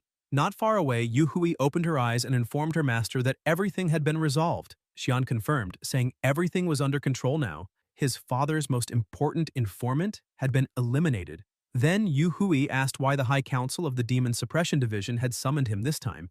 After climbing the last steps, Chang'an sighed and said that, unfortunately, he couldn't answer that question. His rank was far too low to know about such matters. Even so, he said Jian would understand everything once he met the Great Ones, pointing upward where a temple floated in the sky. Jian, astonished, asked if that was some kind of joke. Did they really expect him to climb all the way up there using just that flimsy piece of paper, without a single staircase? Chang'an replied that this was exactly why people like him could never reach such heights. Determined, Jian steadied himself and began climbing the paper, moving with impressive speed. As he ascended, he realized the material was surprisingly durable, made from some kind of magical compound. Suddenly, a light flashed ahead and a rapid attack shot toward him. He dodged instinctively, thinking the place must be vulnerable. If he could get there, a monster could too. But then he noticed the presence of an automatic defensive seal. Soon more attacks appeared, and he activated the iron body to protect himself. The blade struck his body, but he endured, feeling the shock reverberate through him as he continued his ascent. However, new blades materialized on both sides, attacking him from behind. He realized that the flying sword seal was extremely advanced, equipped with automatic targeting, and concluded that if his iron body took even 2 more hits, it would be destroyed. With no other option, he tried to use the immobilization spell, wondering if it might work against magical constructs, but it had no effect. A massive explosion engulfed him, and when the dust cleared, a sword hovered just inches away from piercing his chest, but it stopped. Someone had intervened. Standing before him was Wang Sihan, deputy commander of the Demon Suppression Division, a cultivator of the 8th realm. Sihan stared at him and said he truly was reckless, noting that he barely had time to come down and greet him before the boy decided to start climbing. He explained that the seals on the paper stairway were powerful enough to obliterate even a 5th realm demon. With a single command, the sword dissolved into thin air. Jian asked if Sihan had also disabled all the seals above, but the deputy commander placed a hand on his shoulder and replied that there was no need to go that far. In the blink of an eye, the two shot upward like a rocket. The speed was so overwhelming that Jian's face distorted from the pressure of the wind. He thought that 8th realm experts really could soar freely through the skies, and imagined that if Yunshu were there, she would definitely try to copy that technique. Suddenly, something opened in the sky, an enormous portal appeared, and a colossal demon emerged beside them. Jian's heart tightened. The suffocating pressure was identical to what he had felt the first time he met Yu. The demonic aura was so dense it felt like his bones were being ground into dust. The monster extended its hand to grab him, but Sihan reacted instantly, pulling Jian aside and dodging at the last possible moment before they reached the summit. The deputy commander studied the portal and muttered that something was wrong, questioning why a demonic rift had opened so close to the Demon Suppression Division. Jian, alarmed, replied that this wasn't the time to think. The demon was preparing for something big. Sihan, still focused on the portal, murmured again that something about it was very strange. The massive 8th Realm demon began concentrating energy in its mouth, preparing to fire. Jian felt the crushing difference in power but couldn't simply stand by. He activated the purple void thunder, thinking that even if it was like a praying mantis trying to stop a chariot, he had to try. Sihan turned and casually caught the blast in his hand, crushing and dispersing it as if it were nothing. Jian was stunned. The power gap was absurd. His attack had been neutralized by raw force from a single hand. Even though they were only 3 realms apart, the difference felt absolutely insurmountable. Sihan explained calmly that using a 5th realm technique against an 8th realm demon was like an ant trying to move a tree, and that he shouldn't waste his energy. Frustrated and anxious, Jian shouted, asking why the deputy commander wasn't doing anything as the demon unleashed a colossal attack toward them. Sihan responded by raising his hand and forming a massive spiritual matrix that expanded outward, creating a shamanic shield of energy. The attack struck the barrier, but Sihan's expression didn't change. He simply reinforced the seal and reflected the blowback. Jian watched in awe as the devastating power was deflected so effortlessly. The beam shot toward the distant mountains, and upon impact, it triggered an enormous explosion, like a weapon of mass destruction, leaving behind a crater several kilometers wide and obliterating everything in the vicinity. Staring at the aftermath, Jian was speechless, realizing that the blast had annihilated entire mountain ranges as if they were made of sand. The power was comparable to a nuclear explosion, and he couldn't believe he'd thought his purple void thunder could withstand something like that. The great demon, realizing its attack had failed, began retreating as the portal closed before them. Jian commented that the enemy had been forced to retreat, glancing at Sihan with a mix of admiration and awe. That man was monstrously strong, someone who could destroy an entire city alone. Sihan, however, kept his gaze fixed on the sky, deep in thought, saying that the demon had withdrawn far too quickly, which might mean it had appeared only to test the strength of the demon suppression division. Sometime later, inside the temple, Jian advanced cautiously. The hall was vast and silent, completely empty, just as he'd been told. Then, a light began to glow ahead and a feminine figure materialized at the center. The system immediately identified her. Li Wan, Empress of the Long Yuan Kingdom. Realm level, unknown.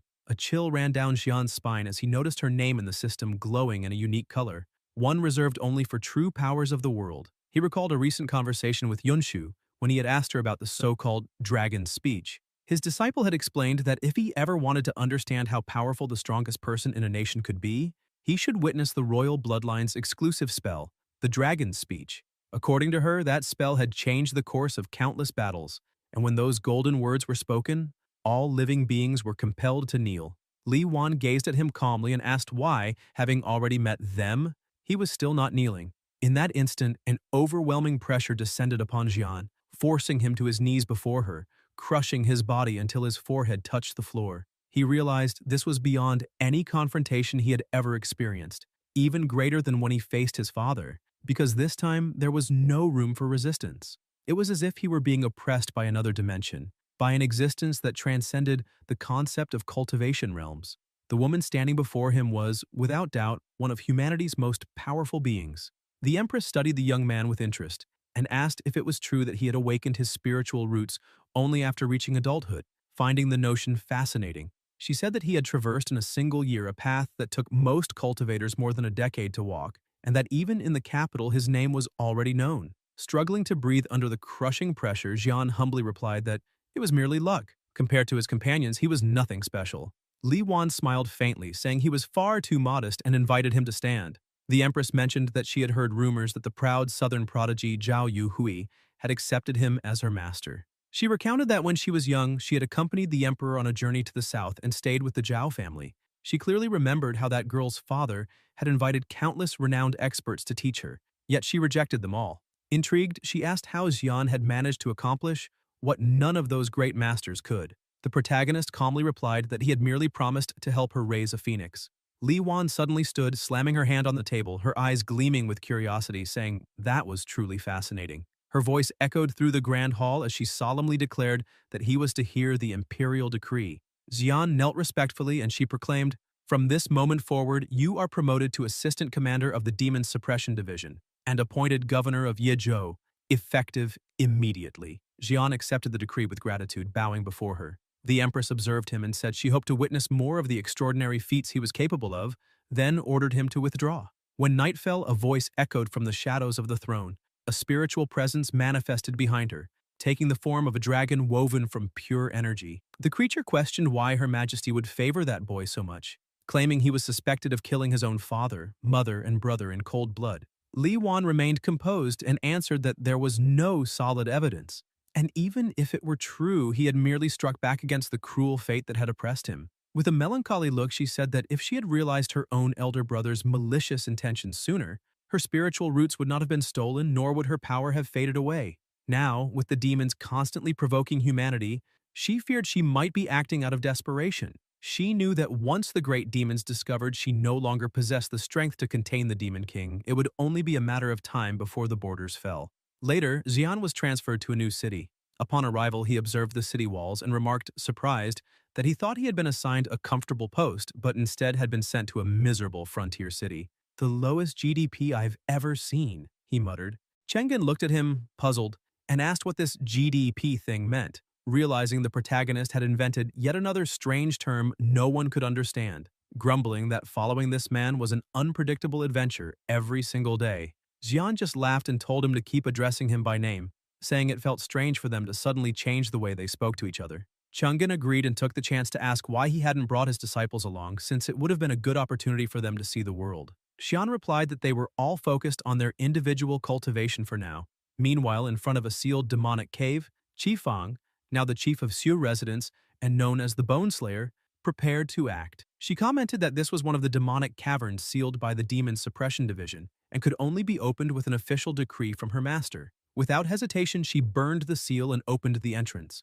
A demon lunged from the darkness to attack her, but she was already ready. She drew one of her knives and with a single precise slash, cleaved the creature clean in half. Several pig demons appeared, roaring in fury, and Xifang smirked with disdain, remarking that the kitchen's pork supply had been running low lately, so they had shown up at just the right time. Gripping her blades tightly, she said she needed to restock. The demon's screams echoed through the cavern until one of them, wounded and terrified, tried to flee. Suddenly, a shadow streaked past, and a powerful blow slammed the creature against the wall. Emerging from the darkness was Zhu Feng, captain of the Pig Demon Defense Unit, a cultivator of the Fourth Realm. He stared at Qifang with a mocking grin and said his subordinates were fools to be frightened by a mere little girl. Qifang approached calmly, and Zhu Feng asked if using his men as ingredients for pork dishes wasn't a bit excessive. Qifang laughed, taunting him, saying he should just admit it. He clearly thought like a pig, too. Enraged by her words, the captain growled that he'd do the same to her and charged at full force. He tried to strike, but Qifeng dodged swiftly and in one precise motion slashed his calf. Even more furious, Zhu Feng attacked again, but her speed far surpassed his. Qifeng evaded once more and delivered another clean strike. The captain sneered, saying she moved like a flea, hopping and dodging endlessly, and that if he fought like her, maybe he'd be just as annoying. But those little cuts were nothing more than tickles. Then he ramped up his speed even further. Qifeng avoided every blow until she slipped slightly. Zhu Feng spotted the opening and lunged, hitting her before she could move. The impact threw her to the ground, raising a cloud of dust. When the dust settled, he smiled in satisfaction, convinced he had won, and said that, in the end, she'd make a fine snack. But then his weapon began to tremble. Qifeng was still alive, gripping the hammer so hard that she ripped it from his hands. Zhu Feng stared in disbelief, wondering where that girl had found such monstrous strength. Qifeng rose, eyes blazing, her body radiating fury and energy. With one motion, she hurled the hammer aside and advanced, dual blades gleaming in her hands.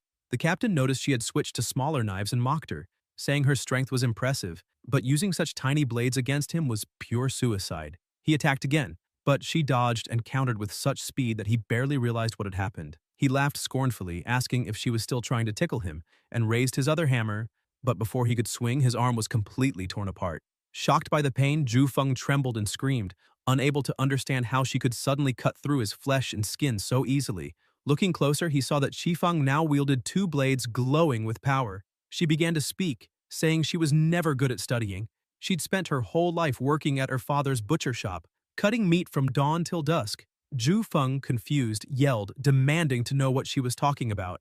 Qifeng released her aura and continued, saying she had never managed to master Yunshu's written techniques because she lacked the talent for learning from books like her master. Then, with a cold smile, she concluded that after years of chopping meat and practicing at the butcher's, she had become a true master of slaughter.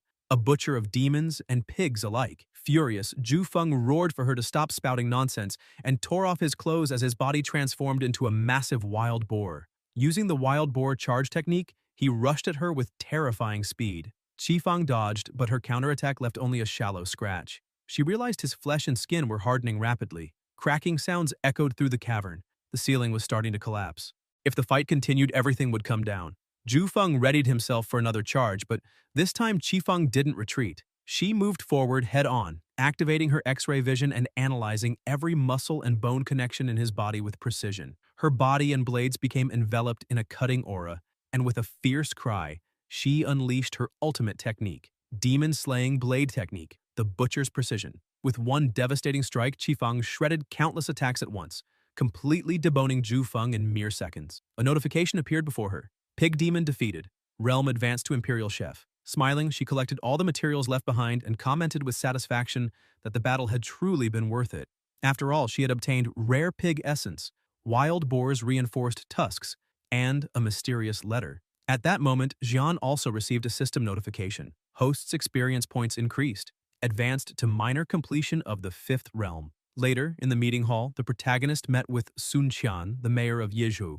The man greeted him and asked what had brought him to such a remote region. Jian calmly explained that he had been sent by the Empress herself to oversee the progress of reclaiming the lost territories. Sun Qian sighed and said that perhaps Jian was unaware, but the imperial court had never sent reinforcements to that area, making it nearly impossible to recover those lands with only local forces. He added that he had already warned the previous governors about it. Then he began to explain that Yizhou bordered the vast forest sea, and that whenever the pig demons ended one of their rampages, they would flee deep into it. With so few soldiers under his command, he dared not pursue them into such dangerous territory. Moreover, the refugees who once lived beyond the forest had likely all been slaughtered by the pig demons. Therefore, he questioned whether there was any point in trying to recover those lands at all. Jian stared at him and asked if he had at least sent someone to confirm the situation. The mayor, visibly uneasy, admitted that to confirm anything, they would first have to cross the forest. But to do so, they'd need to get past the leader of the pig demons who guarded the mountain. That leader, he said, was unimaginably powerful, and every attempt to face him had ended in tragedy. It wasn't worth the cost, he concluded. With a sarcastic laugh, Sun Qian remarked that if the imperial envoy was in such a hurry, he was welcome to try it himself. After all, rumors said he had risen through the ranks very quickly, so surely he must have extraordinary skills. Jian smiled and clapped his hands, saying that since the mayor had brought it up, that would do just fine. Suddenly, a blinding light flared behind him, followed by a powerful vibrating sound. Surprised, he turned around and asked what was happening, and before him appeared Qifeng, freshly summoned, still holding the spoils of her last battle. Sun Qian's eyes widened when he saw the enormous boar tusks she carried, stammering in disbelief as he asked if that meant what he thought it did. Qifeng confirmed, reporting that the pig demon leader had been slain, and therefore dinner could now be pork stew or roasted meat. The mayor was speechless, unable to believe that the terrifying mountain guardian had been killed by a single girl. Qifeng then mentioned there was one more thing. She produced a piece of parchment and explained that she had found a strange letter on the demon's body. Sun Qian's expression shifted. There was a flicker of fear in his eyes, while Jian, suspicious, took the letter and examined it. As soon as he tried to open it, a magic circle ignited, and he instinctively hurled it away. They both watched as the parchment emitted an ominous glow. Qifeng asked what it meant, and Jian explained that it was a letter sealed with a cryptographic spell, something that could only be broken through a specific engraved sequence. Qifeng asked what they should do next, and Jian replied that they would take it to Yunshu later so she could attempt to decipher it. Then he cast a sharp glance at the mayor and said that since the Guardian had already been defeated, nothing was stopping him from sending men to verify the situation now. Sun Qian, pale and trembling, seemed to be hiding something, but obeyed the imperial envoy's order and dispatched a small force for investigation. From atop the city wall, he watched nervously as the soldiers departed. Shaking, he muttered that Jian had insisted on going so he couldn't be blamed if something happened. Not long after, deep within the forest, the soldiers commented that they had been walking for a long time and asked if they could take a break. They sat near the edge of a cliff, and one of the guards offered some water, but the protagonist refused, saying he didn't need it. The guards exchanged glances, and another offered some buttered chicken, but he declined again. With a stern look, Jian told them they could stop pretending and said he would perform a little magic trick, guessing what was going on. Both the chicken and the water were poisoned. The guards fell silent, and he continued, saying that they had deliberately made him sit with his back to the cliff to cut off his escape route. Jian pointed forward, stating that there were many people hidden in the forest. Every single soldier in that squad had been sent to kill him. Countless armed men began emerging from the trees. Tai Liang, commander of Yizhou's city defense army, a cultivator of the Fourth Realm, stepped forward with a smirk and said that, since the envoy had figured everything out, there was no need to keep up the act, and invited him to jump off the cliff to save them the trouble. Jian calmly replied that he didn't want to, which only enraged the commander further.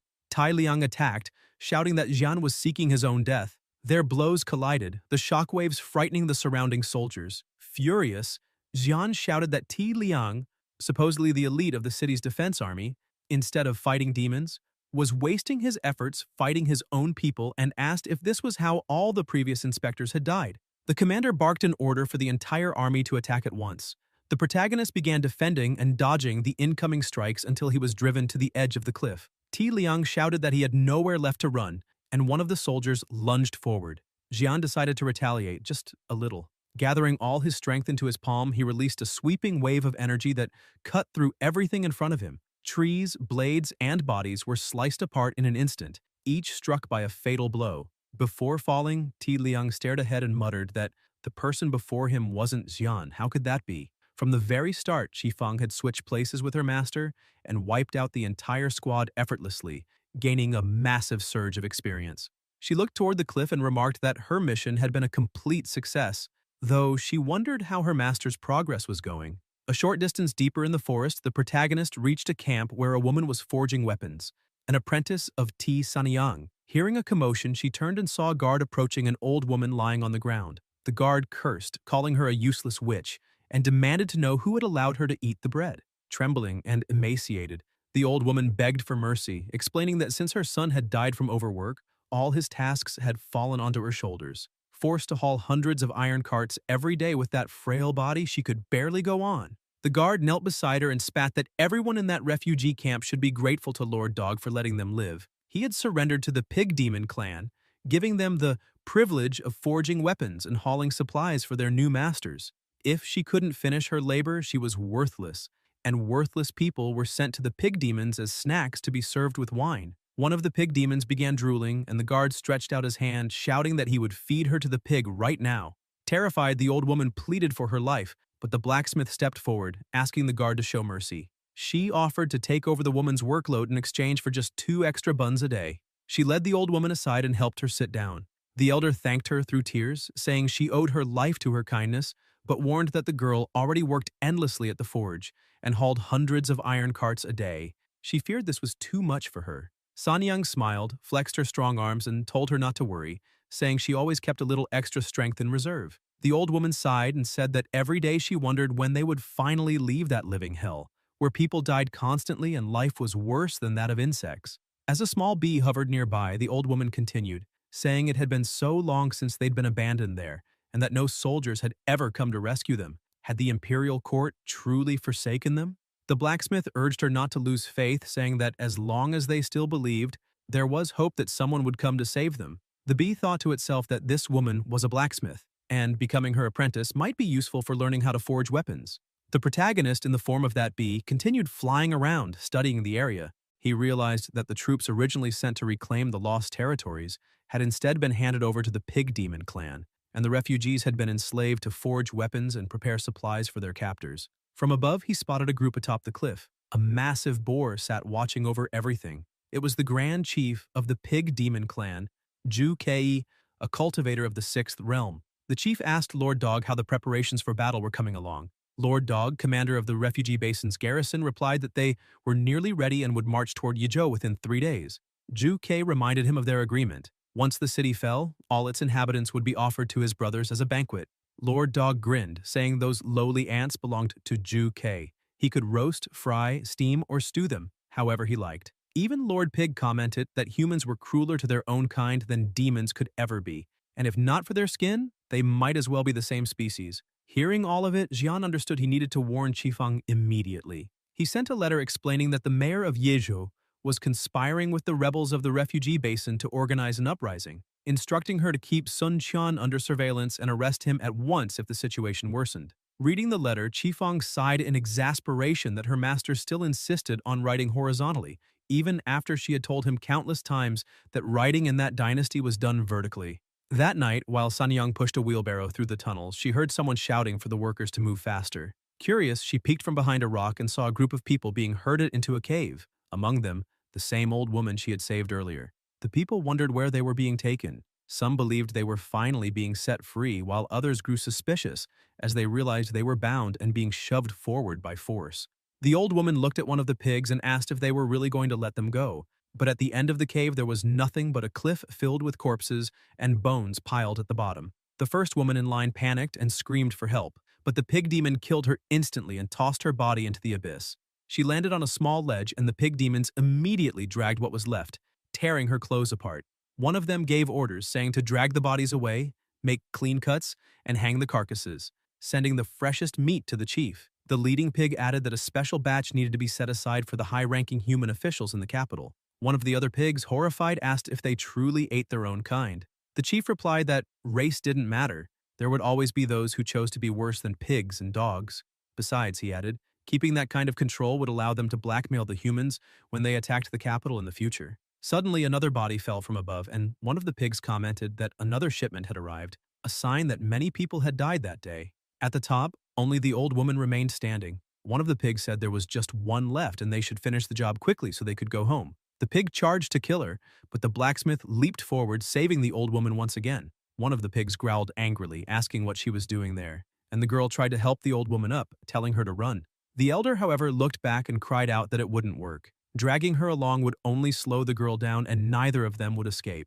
She begged the blacksmith to leave her and flee alone. The girl hesitated for a moment, then firmly declared that if that was the case, she would fight instead. The pig snarled that she was asking for death, but the blacksmith blocked his strike using sheer brute strength. The pig was stunned to see the frail-looking young woman hold his arm so firmly. She gathered all her power and punched him in the stomach, sending him flying backward. Another pig, shocked, asked if she knew martial arts, but before he could react, she grabbed a rock and charged. The pig tried to defend himself with his sword, but she shattered both the blade and his body, killing them both in an instant. Breathing heavily, the girl looked down at her hands in disbelief, murmuring that she never imagined all those years at the forge would make her body so strong. All that effort hadn't been in vain after all. The old woman stared in awe, unable to believe what she had just witnessed. But soon countless other pig demons appeared, shouting that there was a human intruder and calling for reinforcements to stop her from escaping. Seeing the swarm of enemies, the blacksmith realized she couldn't fight them all. She grabbed the old woman and said it was time to run. But as they reached the cave's exit, a human guard stood before them. One of the pigs ordered him to stop the fugitives immediately. The soldier drew his sword and charged at the girl, and with the speed of his strike, she closed her eyes, resigned, certain she couldn't dodge or defend herself. When she opened them again, she realized she wasn't hurt. Trembling, she turned around and saw all the pig demons shredded to pieces around her. In the midst of them, the guard revealed himself. It was the protagonist. He smiled and said it had been close. He almost didn't make it in time. The old woman began to thank him, but he interrupted, saying that place wasn't safe, and using his ability transformed all three of them into bees. The blacksmith, astonished, said the hero was truly incredible, his power unbelievable, while the old woman could hardly believe she was flying. Once far from the camp, the protagonist said he had already taken the old woman to a safe place and told the blacksmith not to worry. Still breathless, the girl said he had saved them both, and she didn't know how to repay him. Jian smiled and asked if she had a dream. The girl froze at the sudden question, and after thinking for a moment, answered that she had always dreamed of becoming an imperial master artisan, but the blacksmith's guild was too exclusive and had never accepted her as an apprentice, leaving her to forge only simple, low-grade weapons.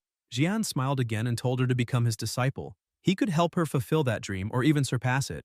The girl, stunned, asked if he was serious, and the protagonist confirmed it, saying that all she had to do was call him Master. But before he could finish speaking, he noticed she was no longer beside him. Looking ahead, he saw her kneeling, bowing deeply in respect, begging him to accept her oath as his disciple. Instantly, spiritual energy filled the area and the system responded, detecting a new presence. New disciple detected. Tai Sanyang, rank apprentice. Specialties: forging, great strength. After everything was settled, Sanyang asked her new master how he planned to reclaim that territory. Xian thought for a moment and replied that right now, they had almost no combat strength available. Qifeng was busy suppressing the rebellion in the city. Yunshu still couldn't fight on the front lines, and Yu Hui was in the middle of her level ascension, so there was only one option left. Sanyang, not quite understanding, simply watched. In the enemy leader's cabin, a man approached and a guard stopped him, asking what he was doing there. The man replied that he had come to deliver fresh human meat to the chief. The guard reminded him that carrying weapons was forbidden, so he threw his swords to the ground and proceeded inside. Ju Kei, the chief, asked about the small amount of meat this time, and the man explained that the kitchen was testing a new seasoning. This was just a sample for him to taste. Outside, Sanyang asked Xian if transforming into a bee for a stealth attack would work. He shook his head, explaining that the chief's rank was higher than his, so he would likely see through such a disguise. It would be better to infiltrate disguised as human soldiers. Xian then handed her an axe and said seriously that she had a crucial task. As soon as he entered the tent, she must throw the axe with all her strength, without hesitation. When she saw her master enter, Sanyang prepared herself, gathering all her energy before hurling the axe with full force. As the weapon cut through the air across the camp, she asked if that would really make a difference. Xian replied that yes, if the attack made the chief turn his head, that would be enough. Ju Kei noticed the incoming axe and with perfect reflexes caught it before it hit, muttering that such cheap tricks wouldn't work on him. In that instant, Xian acted.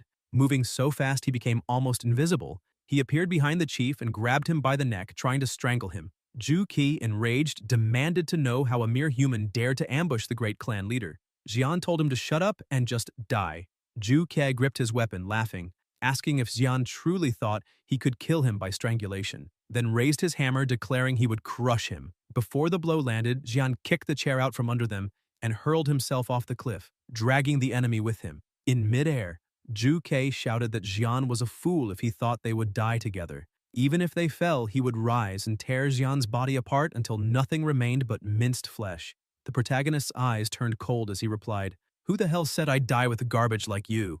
Then he pointed two fingers toward the chief's head and unleashed the purple void thunder technique, a lightning strike piercing straight through Ju Kei's neck. The chief fell but quickly began to rise again, his body smaller now, his skin charred by demonic energy. Xian realized the monster had burned much of his own power to regenerate and could no longer sustain his colossal form. In response, Xian reduced his own size as well, balancing his energy consumption. The two glared at each other and the true battle began. Xian rushed forward with rapid strikes, but Ju Kei blocked each one. Their weapons clashed violently, the sound of impact echoing across the cliffside.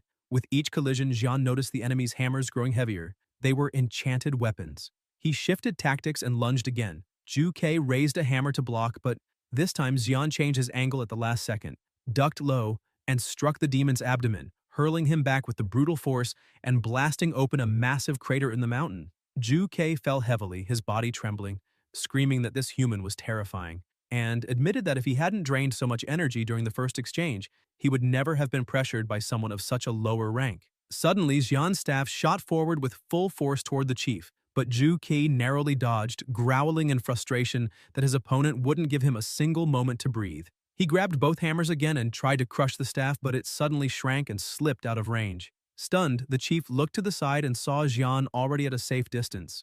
With a mocking grin, Xian taunted him, adopting the tone of a street fighter, asking if the pig was trying to charge his hammers with energy again because, this time, he wouldn't let him. Ju Kei roared furiously that a weak human like him could never restrict his weapon. He then began smashing the two hammers together, producing an ear-splitting sound. Xian's eyes widened as he realized that simply clashing the weapons against each other was enough to recharge their power, something that shouldn't even be possible. And without hesitation, he cast a freezing spell to interrupt the process. Yet he knew that the higher an enemy's rank, the greater their resistance to paralysis spells. And that meant one thing. He couldn't afford to waste a single second. Xian charged forward with full force, activating the serpent swarm technique, causing his staff to multiply into countless strikes. The blows flew in every direction, but Ju Kei countered by slamming his hammers into the ground, making the earth quake and raising chunks of stone that intercepted Xian's attacks. He quickly realized that his offensive was being blocked by the floating rocks, and noticed the chief using the debris as weapons, smashing the stones and launching them toward him like projectiles. Xian dodged as best he could, retreating gradually, thinking that for a moment he had expected something grand from those hammers. But it was just Ju Kei's brute strength hurling stone fragments everywhere. Even if the attacks weren't particularly lethal, their sheer volume was overwhelming. Suddenly, the chief struck the ground again, lifting an enormous boulder before smashing it to pieces, sending a storm of shards flying like a rain of blades. Seeing that there was no room to dodge, Xian spun his staff rapidly, creating a defensive barrier that blocked the barrage as the entire area was torn apart. When the dust began to settle, he exhaled heavily and remarked that he had burned through a great deal of spiritual energy, but at least he'd managed to block the strike. He analyzed the situation coldly. The demon had already taken a purple void thunderstrike through the throat, endured multiple direct hits, and consumed much of his own energy. He had to be nearing collapse. But as the dust cleared, Jian noticed something strange. The enemy was gone. He glanced around, tense, wondering if the chief had fled while he was defending. Then the ground began to tremble as he sensed spiritual power concentrating all around him. The scattered stones started floating, glowing faintly and transformed into sharp, metallic bullets. They all fired toward him at once. Jian immediately cast freeze, raising a dense wall of ice around himself that halted the metallic storm completely. Even so, he hadn't expected that. The broken stones from before had been transmuted into iron spikes through some kind of alchemical spell. Surveying the battlefield, he concluded that Zhu Kai was versatile, skilled both in close combat and at range, capable of pressuring him from every angle. He wondered what the demon's next move would be, but before he could react, the ground beneath him shattered, and countless iron stakes erupted upward, impaling his body. Zhu Kai emerged through the smoke and chaos, laughing with contempt, saying that if he hadn't been so badly injured by the ambush earlier, he'd never have needed to rely on long-range sorcery. He added that he had been tracking the protagonist from underground using his spiritual sense, confirming that this was his true body and not an illusion before revealing himself at last. Even if Jian had become a terrifying human, he was completely outmatched. Suddenly the chief froze, eyes widening as he asked what was happening. Unable to comprehend why he was still affected by a paralysis spell, Jian had activated the purple void ceiling formation. Zhu Kai began trembling in fear, shouting that it was impossible. How could a dead man cast a formation?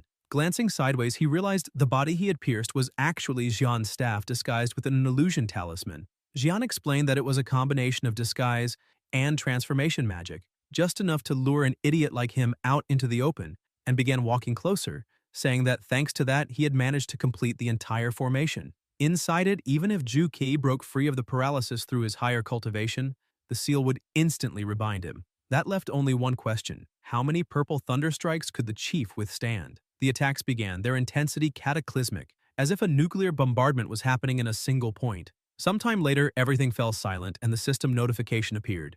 Pig Demon Chief eliminated. Experience points increased. You have advanced to the 6th realm. New passive ability unlocked. Spiritual Herbology. You may pass this ability to one of your disciples. If cultivated to a high level, they will be able to grow extremely rare spiritual herbs and refine legendary elixirs. Magical Artifact acquired. Earth Gold Hammer. This artifact possesses both earth and metal attributes, capable of storing energy through heavy strikes and granting control over rocks or rapid extraction of metals from stone. Demon Core of the 6th realm obtained.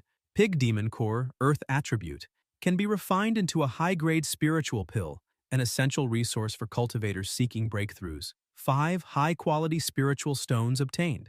Jian sat down and began to eat, remarking that Qifang's spirit-infused steamed buns had an incredible recovery effect, and that he needed to eat quickly to finish clearing out all the remaining trash. A few days later, the protagonist was seated with his disciples. Sanyang asked what had happened to the city of Yizhou, and he replied that after the death of Chief Zhu Kai, most of the lesser demons in the refugee basin had scattered. Sun Qian, the city governor who had been subdued by Qifang, surrendered immediately, and Chenggen's reinforcements sent by the imperial court successfully reclaimed the lost territory and captured the rebel leader, Lord Dog.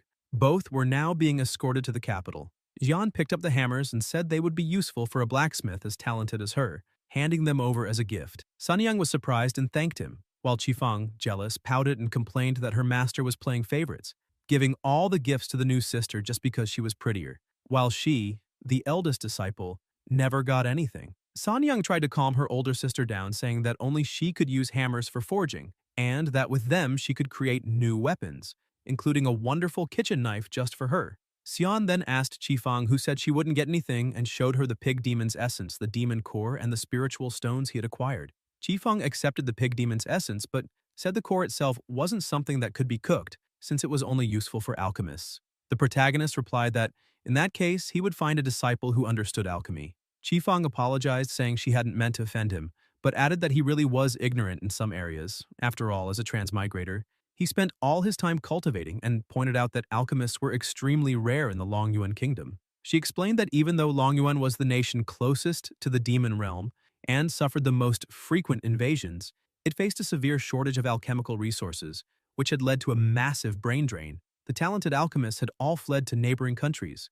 Xian asked if she was implying that the kingdom lacked the medicinal resources needed for alchemy, and Qifeng confirmed, saying that was exactly it because Long Yuan produced very few spiritual herbs. And even if they had alchemists, without herbs they couldn't refine anything. Sanyang asked if they couldn't import them from other nations, and the protagonist explained that the Shiming Kingdom, which bordered Long Yuan, possessed abundant historical resources, but, due to an ancient conflict, always imposed strict trade restrictions against them. Sanyang, confused, wondered if the fall of Long Yuan to the demons wouldn't also bring consequences for the other nations. Jian replied that, in practice, they didn't care. Other nations only thought about their own short-term gains, and some would even be pleased to see the demons annihilate a rival country. Still, he thought to himself that once Yunshu completed her cultivation, he would pass on the spiritual herbology ability to her, allowing them to cultivate their own spiritual herbs and finally bypass the blockade imposed by the neighboring countries. Jian returned to the table and reflected that during the last battle, even though it had been a spontaneous decision to fight the pig demon chief Zhu Kei, it was still an extremely reckless act. He thought about all his disciples and made a decision. From now on, they would take charge of most of the combat experience, while he would focus on coordinating resources, opening paths, and ensuring steady advancement. Otherwise, if he ever faced a demon of the Eighth Realm, one capable of destroying a mountain with a single strike, he would be completely doomed. Sanyang called to him and asked about the two elder sisters. Xian looked ahead and explained that both were training intensely elsewhere. Yu Hui, meanwhile, had arrived at a forest known as Jianwood, an unclaimed demonic territory beyond the influence of the Great Sex. She remarked that the brat from the Demon Suppression Department had proven quite useful since his information was accurate, then prepared herself, saying that it was time to go all out. Suddenly a voice shouted, demanding to know who dared to enter his demonic territory. Several men approached, and their leader declared that this territory now belonged to the Sky Thieves sect, and anyone who tried to take it from them would die. It was Park Dong-seok, master of the Sky Thieves sect, Fifth Realm. Yu Hui stared at him and asked if he hadn't gotten the name of his sect wrong, since it should be called the Shameless sect, given that they spent their lives stealing other people's techniques and artifacts and claiming them as their own. Seok grew irritated, calling her a little girl, and admitted that his sect did have some reputation issues, but asked if she really needed to insult them like that. One of his soldiers stepped forward and warned that the woman seemed to be from the Zhao family, renowned beastmasters, and that fighting her there could provoke the Zhao family's vengeance later. The soldier suggested it might be wiser to let her go. Annoyed, Seok replied that once she stepped into the demon-infested depths of the forest, whatever happened to her would no longer be their concern. Suddenly, a massive serpent appeared before Yu Hui and lunged forward. Using only her ocular power, she controlled a giant panda, commanding it to grab the snake. The panda gathered spiritual energy and breathed fire into it, burning it to ashes. Yu Hui grew irritated and scolded the panda, saying it had burned everything to cinders, and asking what she was supposed to feed the chicks with now. Picking up the demon core, she commented that at least she managed to recover it, otherwise it would have been a total loss. The system appeared and announced, Beastmaster Specialization Infinite Feeding. The description continued, as long as you continue feeding your beasts high-quality demon cores, they can grow endlessly and break through realms. She examined the core and noted that normally demon cores had to be refined into spiritual pills, with cultivators spending months or even years slowly absorbing their energy in hopes of a breakthrough. Beastmasters, on the other hand, usually had to capture higher-ranked creatures or feed them spiritual pills over the long periods. But ever since she had become a disciple, all she had to do was kill demons to gain experience and feed their demon cores directly to her beasts, causing them to grow instantly. Yu Hui looked down and remembered her master's words, who once told her that one day she would be able to summon a phoenix. At the time she had doubted it, but now she truly believed it could happen soon. The core fell into the depths and one of her beasts devoured it as she watched its glow disappear into the shadows. However, she was also being watched. The soldiers asked Seok if he had managed to steal the technique, and he replied that he'd heard such bloodline-exclusive abilities were extremely difficult to copy. Consumed by greed, Seok laughed arrogantly and asked if they were joking, because with the power of his sky theft realm, what technique could he not seize? A mere bloodline ability was nothing compared to his heavenly theft mirror. He declared that the Beastmaster's technique was incredibly rare, and that once he had stolen a few more, he would attack without hesitation, since techniques copied by the heavenly theft mirror only revealed their full potential once the original owner was dead. A little farther ahead, Deep in the heart of the forest, violent explosions echoed in all directions. Demonic trees toppled, the ground was torn apart, and the entire area became a field of devastation. Yuhui looked around, irritated, commenting that the cores from those lesser demons were terrible, wondering where the high-level ones were. Suddenly she felt a sinister presence. That energy was unmistakable. A high-ranking demon appeared before her. Crimson Inferno, the Flower King, a superior demon of the fifth realm. He charged in fury, unleashing fiery petals that sliced through the air. Yuhui and her beast moved swiftly, dodging each strike. The giant panda roared, took a deep breath, and unleashed countless fireballs that clashed with the Flower King's attacks above, creating a curtain of smoke and embers. Taking advantage of the moment, the panda charged forward with full force, and Yuhui summoned another of her beasts, which appeared beside her. Together, they synchronized their attacks, creating an immense vortex of fire that consumed the enemy completely. The system glowed before her, notifying, "Superior Demon defeated. Experience and high-grade demon core acquired." Yuhui raised the core into the air, saying with disdain that it hadn't been any challenge at all. However, before she could store it away, a hand snatched it from the air. When she turned, she saw Seok grinning wickedly. He declared that the demon core now belonged to him.